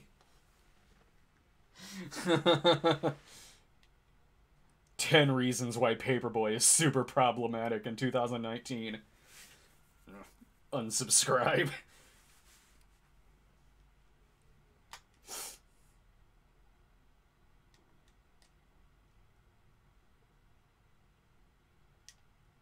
Brad, have you ever seen Sherlock? I saw a couple episodes of that. I liked what I saw of it, but it's hard for me to get into some shows now because I'm always so busy doing other things, and there's so many shows now. God, it would take 20 lifetimes to see every single TV series that's on now. It's too much, man. Yeah, I'm showing my age. I like limited options, damn it. So I prefer cable over Netflix. I can spend an hour just scrolling through Netflix and not find anything. Whereas if I'm scrolling on cable, I'm gonna land on something.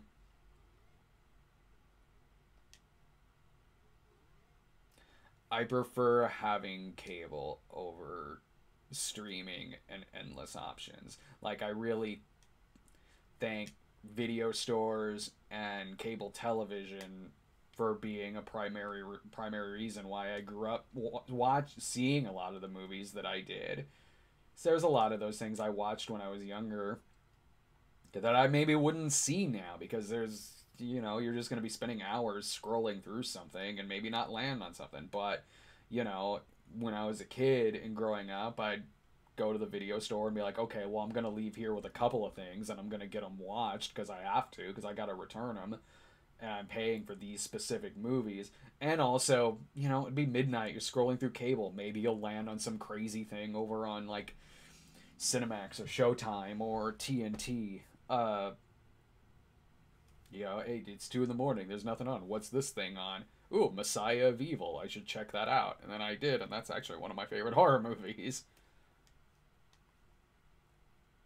But, you know, I'm older. Do I remember the last movie I rented at Blockbuster?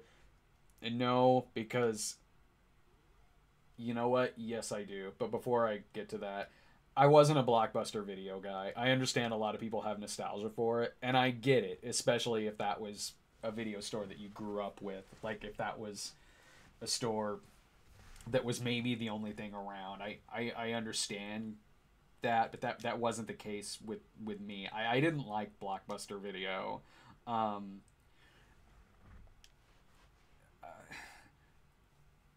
Other video stores here in Springfield, like, we have a lot of family videos. We still do. We still have like 3 family videos here. Family Video is a big Midwest, especially in Illinois, video store chain. And there's still a lot of them around, too. Family Video's prices were always really, really good. Their 2-for-1 deals were 2-for-1 and you keep them for 7 days.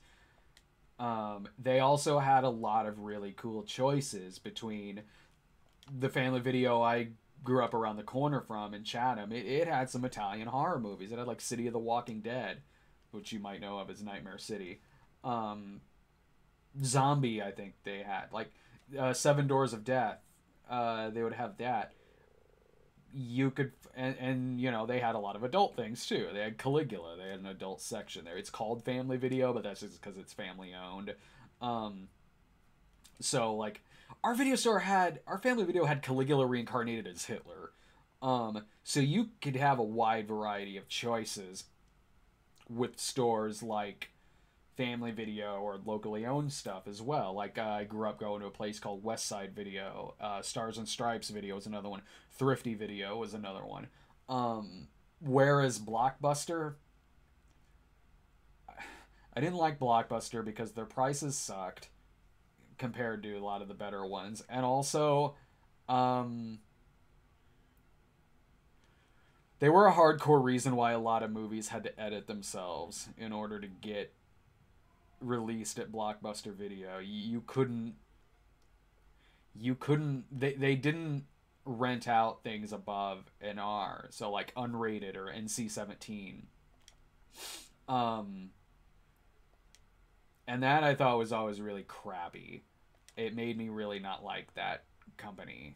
And I understand not having an adult section. Like, I'm not really talking about that. Like, I get that. There's a lot of video stores here in town that didn't... Like, Family Video does, but other places really don't necessarily. Like, but Blockbuster went the extra mile of being like, oh, we're not even going to rent out anything that's unrated or NC-17. I'm like, okay, well, I'm not going to go to you. Like, if I'm not going to watch this edit... I'm not going to watch, you know, the edited version of Bad Lieutenant or whatever, or I don't know. I just didn't like them. But if you grew up around them and you miss them, I get it. Don't get me wrong. However, I do remember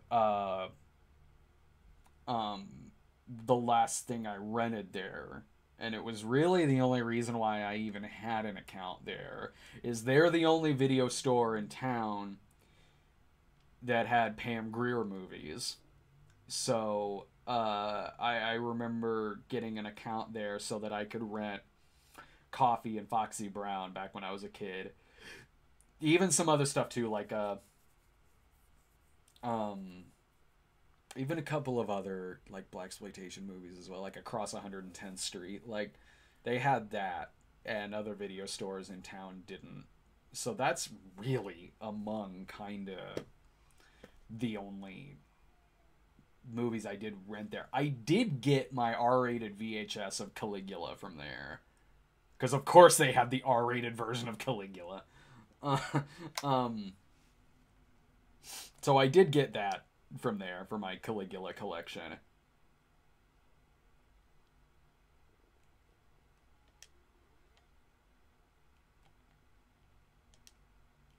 I think I've got the beer that's like the last Blockbuster beer or something like that. Damn it, I lost 2 subscribers because of my controversial thoughts on on Blockbuster Video. Man, our Blockbuster now is our Blockbuster Video is closed a while ago because Blockbuster Video was not the most, as popular as it was, it wasn't the most thriving video store here in Springfield. We only had a couple of them. Family Video was our main, and still is, our main video store channel. I mean, right now it's the only one we have, but even at the time, people were going to Hollywood, or not Hollywood Video, Family Video, and not Blockbuster. I think we had 2 Blockbuster Videos. Now our Blockbuster is a Dunkin' Donuts and Baskin Robbins. Our Hollywood Video is a Tacos Pepe and a yogurt place. The other Blockbuster was on a side of town that I don't go to a lot. I don't know what it is now. It might be like a laundromat now or something.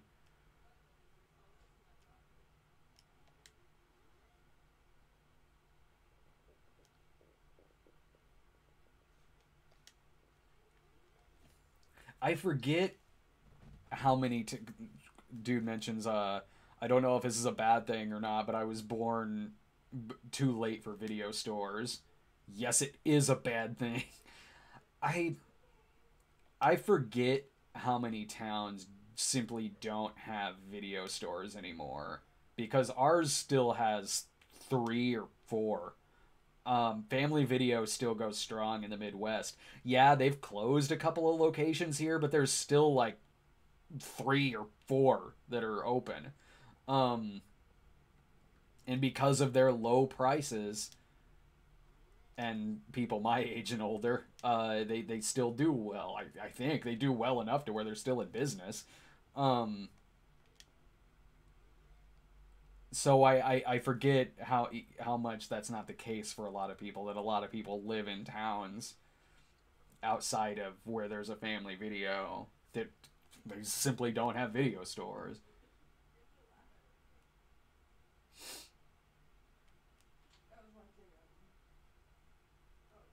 Dow. Stupid hard-ass cone. Oh, Nick Miller, who you might know is a main character from New Girl, points out how their Kroger's and grocery stores had video stores in them. Yeah, so did ours. Our Schnucks did. I'm wondering if our Schnucks still does. Our Schnucks stores did. Our Shop and Saves did. Our Shop and Saves closed recently. Now, here's the grocery stores that I grew up with. Cub Foods, they don't have those anymore. Most of our grocery stores have been changed into county markets. But our Shop and Saves, which were around when I was a kid, were still going here up until like a month or so ago. They closed down like our remaining Shop and Saves. It was kind of sad because they still kind of looked like it was like 1987. Maybe that's why they're closed. All their products are like 30 years expired. So I grew up with Shop and Saves, Cub Foods, National. National was a chain that those closed a long time ago. Oh God, what else? Jewel. Oh, those are still around. Jewel Osco's. We haven't had a Jewel Osco in Springfield for a long time. We've got some Oscos that... Oh, well, maybe we don't have Osco anymore, because last time I saw Osco here in town, it was Osco Pharmacy. It was in the Shop and Save, but maybe Osco's not around anymore either. But Jules, I still see up north near Chicago. Whenever I'm visiting Doug and them, I see plenty of Jules there. I don't think it's Jewel Osco. I think it's just Jewel up there. But yeah, we haven't had our Jewel is now like a bingo hall. Oh, Aldi's. We have Aldi's here. Lion I haven't heard of, but Laura is really familiar with Lion because Laura's from Virginia, so she's familiar with them. Them I've not heard of. Ralph's I know of from when I lived in California briefly. Am I hyped? Frank Butch says, am I hyped for Star Wars 9? I'm not hyped. I'm looking forward to it. I'm sure it'll be fine. But I didn't love the other two. I liked them a lot. And I had fun with them. Flaws and all. I really liked Force Awakens. I didn't love it. I liked Last Jedi fine. I didn't love it. So I don't jump on anyone who hates it. One, because I'm an adult. So I don't care. I know a lot of people who hate Last Jedi, and when they talk about why they hate it, I'm like, outside of... I'm not talking about someone, like, trolling or anything like that. Like, I have friends who really don't like the movie, and when they talk about it, it's like, oh yeah, I get it. I do. The movie had some stupid shit in it. I liked it fine. But I agree, it had some stupid shit in it. So because of that, it doesn't make me hyped for 9. I'm like, well, I'll probably think this is like the other two, where it's a serviceable film.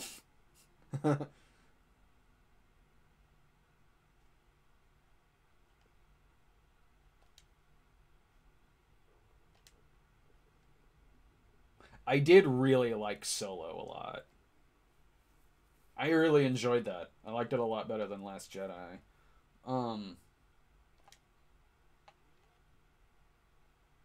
Rogue One I thought had a strong climax, but before it got to that point, it was kind of uninteresting. After 9, I'm fine with no Star Wars for a while, to be perfectly honest. Like, in my view, there have been 3 sets of trilogies of ranging degree in all degrees of how I've liked them.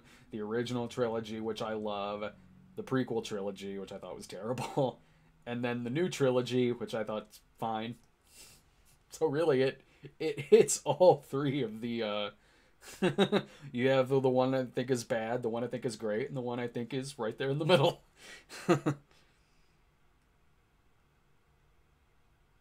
Oh, you know what? The Mandalorian I might check out.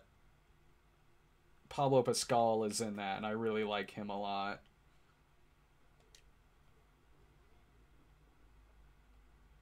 Damn it! Like in real life, you look away for 5 seconds, you're gonna hit a skateboarder. Especially when I was a kid. In the 80s and early 90s. Well, that just went right through it didn't even break the glass.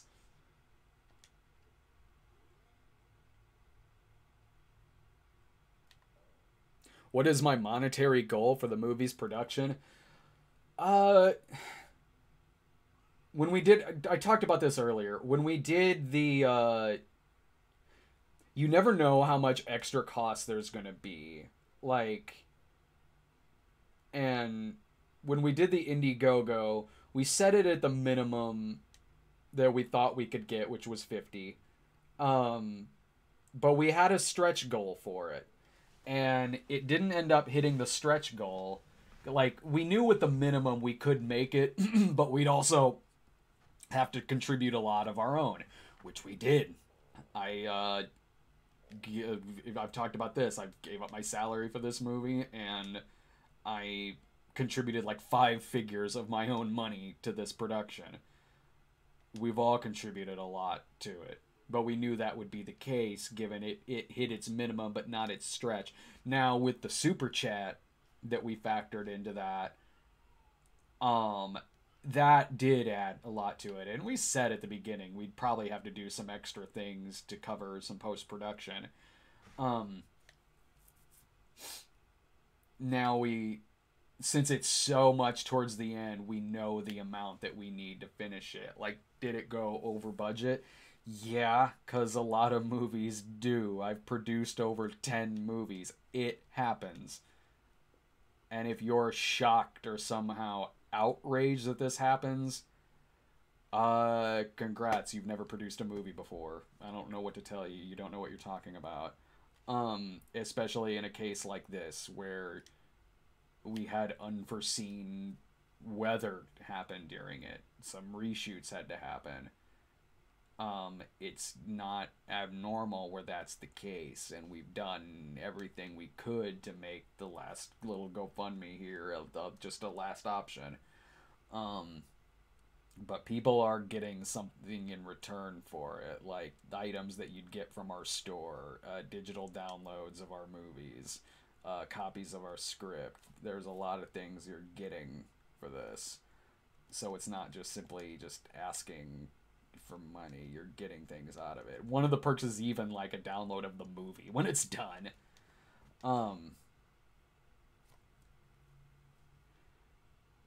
So yeah, just this last little bit is just and I've still been putting stuff up on our store. Like I put my PS3 collection up on our eBay store.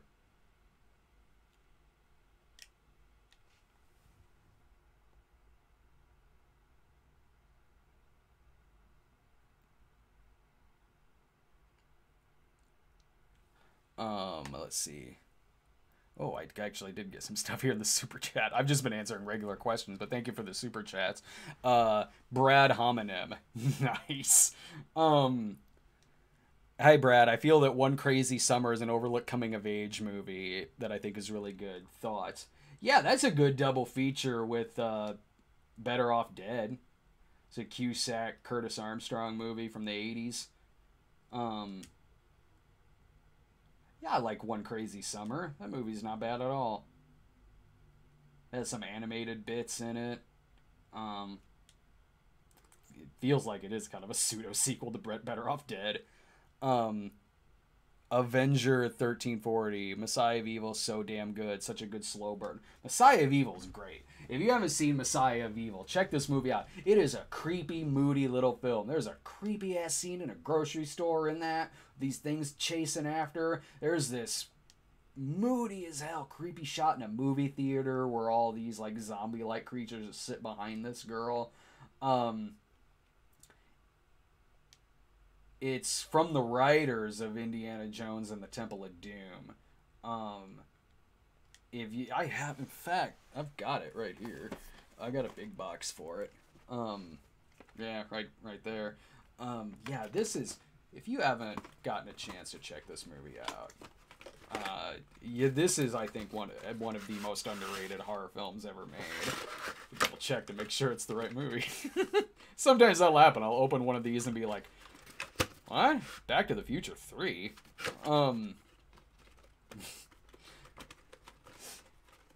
Yeah, like, this is one of the honestly, I think it's one of the most underrated horror films ever made. I think it's one of the best of the 70s.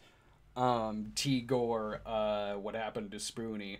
I still like going up there to visit whenever I can. Just to, like, hang out, shoot the breeze. I was trying to get him for a small role in another Cinema Snob movie, but it just didn't. It just didn't happen, and he would have been playing the same character he did in the first movie. But like, maybe if the movie was made later on, it could have worked out. But I still said like, hey, you got a standing invitation to be in any one of these movies, anything we do, anytime. Anytime you want to jump back in front of the camera, we're here. Like, there's a few people that I really thank highly for the career that I have and the opportunities that I have. Doug and Rob Walker being two of them, and Noah Antweiler. When I was the early days of my show, the first time I was on YouTube, it was, let's see, this was 2008, 2009, I think. I'd been doing the show for a couple of years, and Noah, who I hadn't met at the time, really promoted the hell out of my show in interviews that he had gave, and videos he had done. He had talked up our show, and when I was building my site, when I got kicked off YouTube the first time, he wrote to me, and again, we hadn't met at this point. He wrote to me and asked if he said, like, while I'm building my site, he said, you can post some of your videos over on my page on the Spoonie Experiment, and I did. And I got a significant boost because of that. I think Shriek of the Mutilated and Zombie 6 were featured on his site. And I got a really good, and yeah, I got a significant boost in viewership from that. It was really, and he's the one who gave me the advice to go from YouTube to Blip, because at the time Blip is what had the ad revenue, and I hadn't heard of Blip until he had told me about it.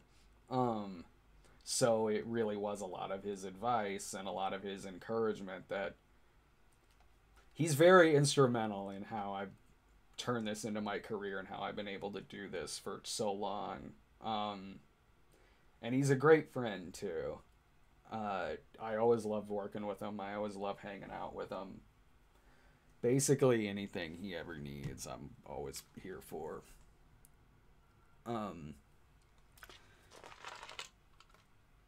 Joshua Johnson, where did you get the inspiration for the Snob character? What movie made you want to try to make videos for him regularly? The inspiration for the Snob came from people I had kind of known in real life. There was a couple of things. One, it was always funny when, like, some mainstream critics would be reviewing, like, exploitation movies and just be having none of it. Like the Siskel and Ebert review of Friday the 13th Part 4. It's a funny review, and, like, you'd see people getting really mad at, like, a slasher movie or something like that. And that isn't a knock towards Siskel and Ebert. I grew up watching Siskel and Ebert. I had nothing but respect for them, especially Roger Ebert, because say what you will about how much you agree with him or not, he is a person who he certainly puts his money where his mouth is. Roger Ebert wrote what I consider one of the best exploitation movies ever made, which is Beyond the Valley of the Dolls. So, while, yeah, it's funny when he's reviewing something like Silent Night, Deadly Night, or a Friday the 13th movie, he still, in my view, made one of the greatest exploitation films of all time. So I have nothing but respect for him. Even Roger Ebert was a guy that even when same with Gene Siskel, whenever I disagreed with them, I'd still listen to what they said. They were really good at talking about their points, and they were funny. They were very, very funny, like, with each other and, some of the one-liners that they would have. I also knew a lot of local film people that reminded me a little of, like, a stereotypical kind of pretentious snob guy, especially whenever I would submit any of my own movies to, like, local film festivals. They were scoffed at a lot. They weren't big fans of, like, Freak Out and Cheap. I remember there was a guy who was really big in the indie film scene here in Springfield, pretentious as hell.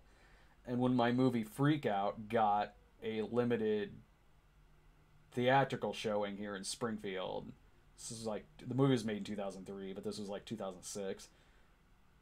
My buddy Alex Shryock was at this bar that we always hung out with at the time, the Brew House, and this dude, a couple people from the film boards were there, and Alex was like, "Oh, I gotta run and see my friend Brad's movie, Freak Out, it's showing now. And these local film people were just kind of like, ugh, you're actually going to see that. So that kind of paved the way to the Cinema Snob a little bit. Also, there was this guy, when I went to go see a showing of Monkey Shines and Night of the Living Dead, and George Romero was there to introduce it and take questions on it. There was a guy in the audience who dressed just like the Cinema Snob, who had this very, like, weird question about Monkey Shines, and in this kind of snobby delivery. It was odd. It was like, it felt like you were parodying like a prototypical snob character. There's different things that stuck out in my head that made me want to do this character. And also at the time on YouTube, there wasn't a lot in the way of spotlighting a lot of exploitation movies. There was a couple. But by and large, not a lot. So I wanted to do a show like that was spotlighting movies that some people maybe otherwise hadn't heard of. Balthazar228. Maybe it's because I watch your videos, but I'm seeing a lot of Pure Flix ads on YouTube. Yeah, I've seen that pop up in I've seen that pop up sometimes in the comments, like that people get Pure Flix ads in front of my videos. Well, if you look at the like the 10 most viewed episodes that we've done, like 7 or 8 of them are for religious movies. Same with midnight screenings. Like, I think the most watched midnight screenings review is God's Not Dead 2.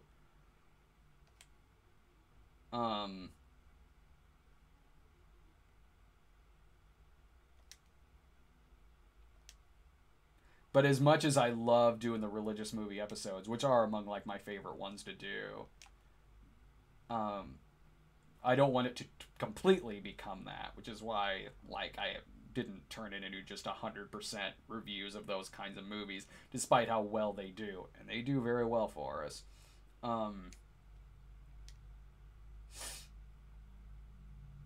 I didn't want that to be turned into the only thing that we're talking about, despite how popular those videos are. But I do love doing them. I think that if I had just completely turned it into reviews of that particular genre, it wouldn't pack this. It'd be like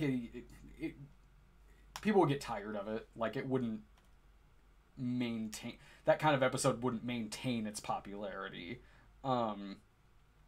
So it's best to do it like in some small doses to where it still makes people interested in that kind of movie and that kind of review. I mean, I'm always, when and why did I start doing religious movies anyway? Because, okay, I think, well, that was popular to do on DVD-R hell for a while. Like stuff like Rocket's Your Decision and Bible Man. And then when that kind of movie had its resurgence after like God's Not Dead and Pure Flix movies started becoming popular, they sort of turned into a new type of exploitation film in a different way than, you know, some of the exploitation flicks I'd spotlighted on the show, in a different way totally. But still, it's like, you're definitely exploiting a kind of mindset and a kind of viewership that's going to see this movie, and really not for very good reasons, at least in the case of something like God's Not Dead. And I thought that made it worthwhile to talk about and dig in deep with on the show, because again, I'm always looking for something different to do on the series. And it worked out. People were very interested in that kind of review and these kind of movies, especially how crazy they got. Like Kirk Cameron's Saving Christmas is really what made me want to cross over into spotlighting movies like that, because they're insane in a way that it's like, just sitting there in a car talking about it, you need to do more than just that. You really need to see how crazy some of this stuff gets. And people were very interested in it. Those are very popular episodes that we've done, whether it's God's Not Dead or War Room or Kirk Cameron's Saving Christmas or God's Club. Or old-fashioned, thank you. Yeah. Old-fashioned is one where it's like you really need to break this stuff down, as opposed to just talking about it in a vlog.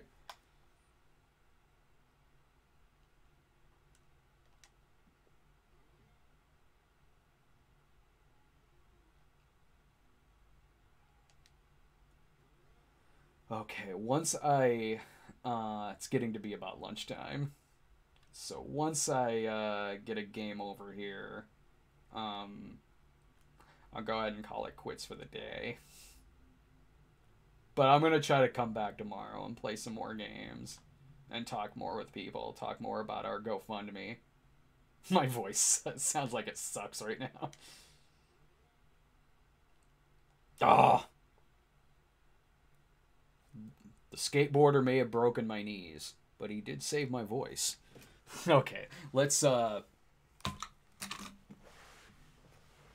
it's pronounced vlog. Thanks. Vlog, whatever.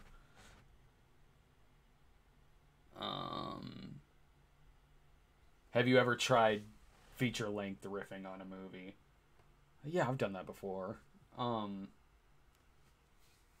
done that on Geek Juice, and we used to do that a lot when we'd be live streaming more during the early days of the channel and the website. Myself and Noah would get together and do things like that. I think on like the Roger Corman Fantastic Four movie, I seem to recall we caught a dick. You did a crowdfunding already on Indiegogo, and now you want more? I know things. Everyone at the water cooler says I know everything about movie productions. You just want more money. That's all. That's all you want. This is just a scam. A scam in which people are paying and getting something in return, like movies. Like movies that we sell in our stores. Movies that we're selling in our stores, but now it's going towards something like a movie. This is just panhandling. I don't know what panhandling is. When you panhandle, the person gives you something in return, right? Like a product you're paying for. I know things. Trust me. I'm on the internet. I know the truth of things. Sorry for that tangent.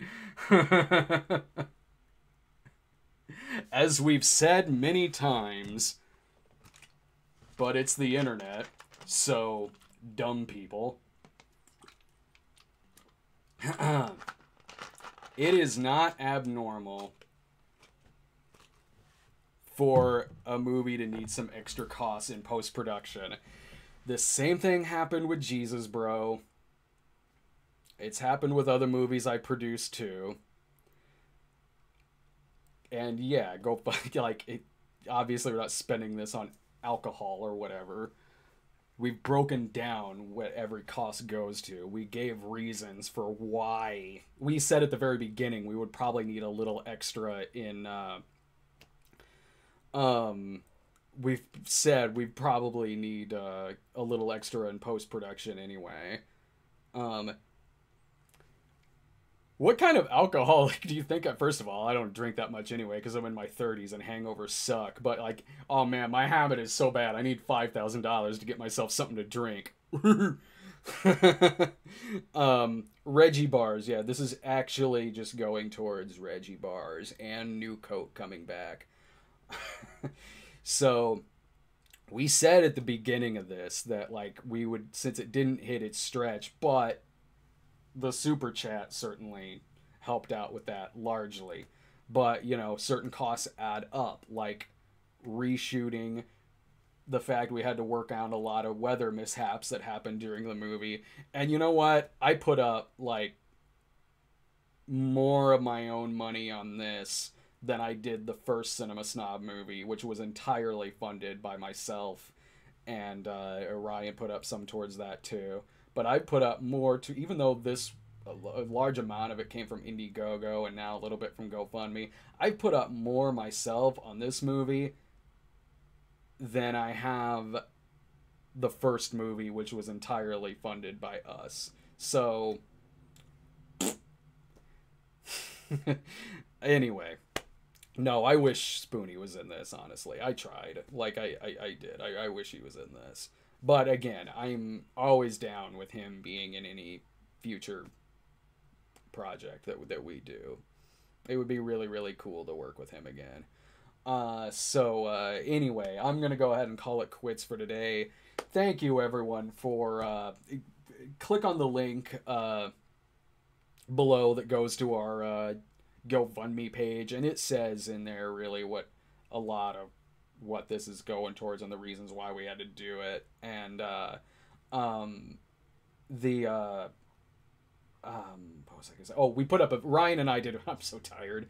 Ryan and I put up a video yesterday, kind of talking a little bit more about post production and the GoFundMe and the different perks that are in there as well. But I'll come back tomorrow and stream some more and talk with you guys some more and just kind of shoot the breeze for a couple hours. But thank you so much for watching. Thanks for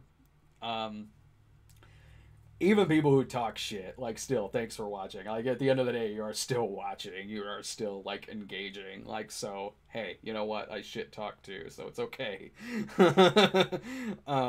But I'll see you guys tomorrow, and have a great day, everyone. Oh, well, I guess I should pop up the... go also subscribe to our channel. Subscribe to our channel at youtube.com/StoneGremlinProductions, and click on the GoFundMe link below. So, thanks for watching, everyone.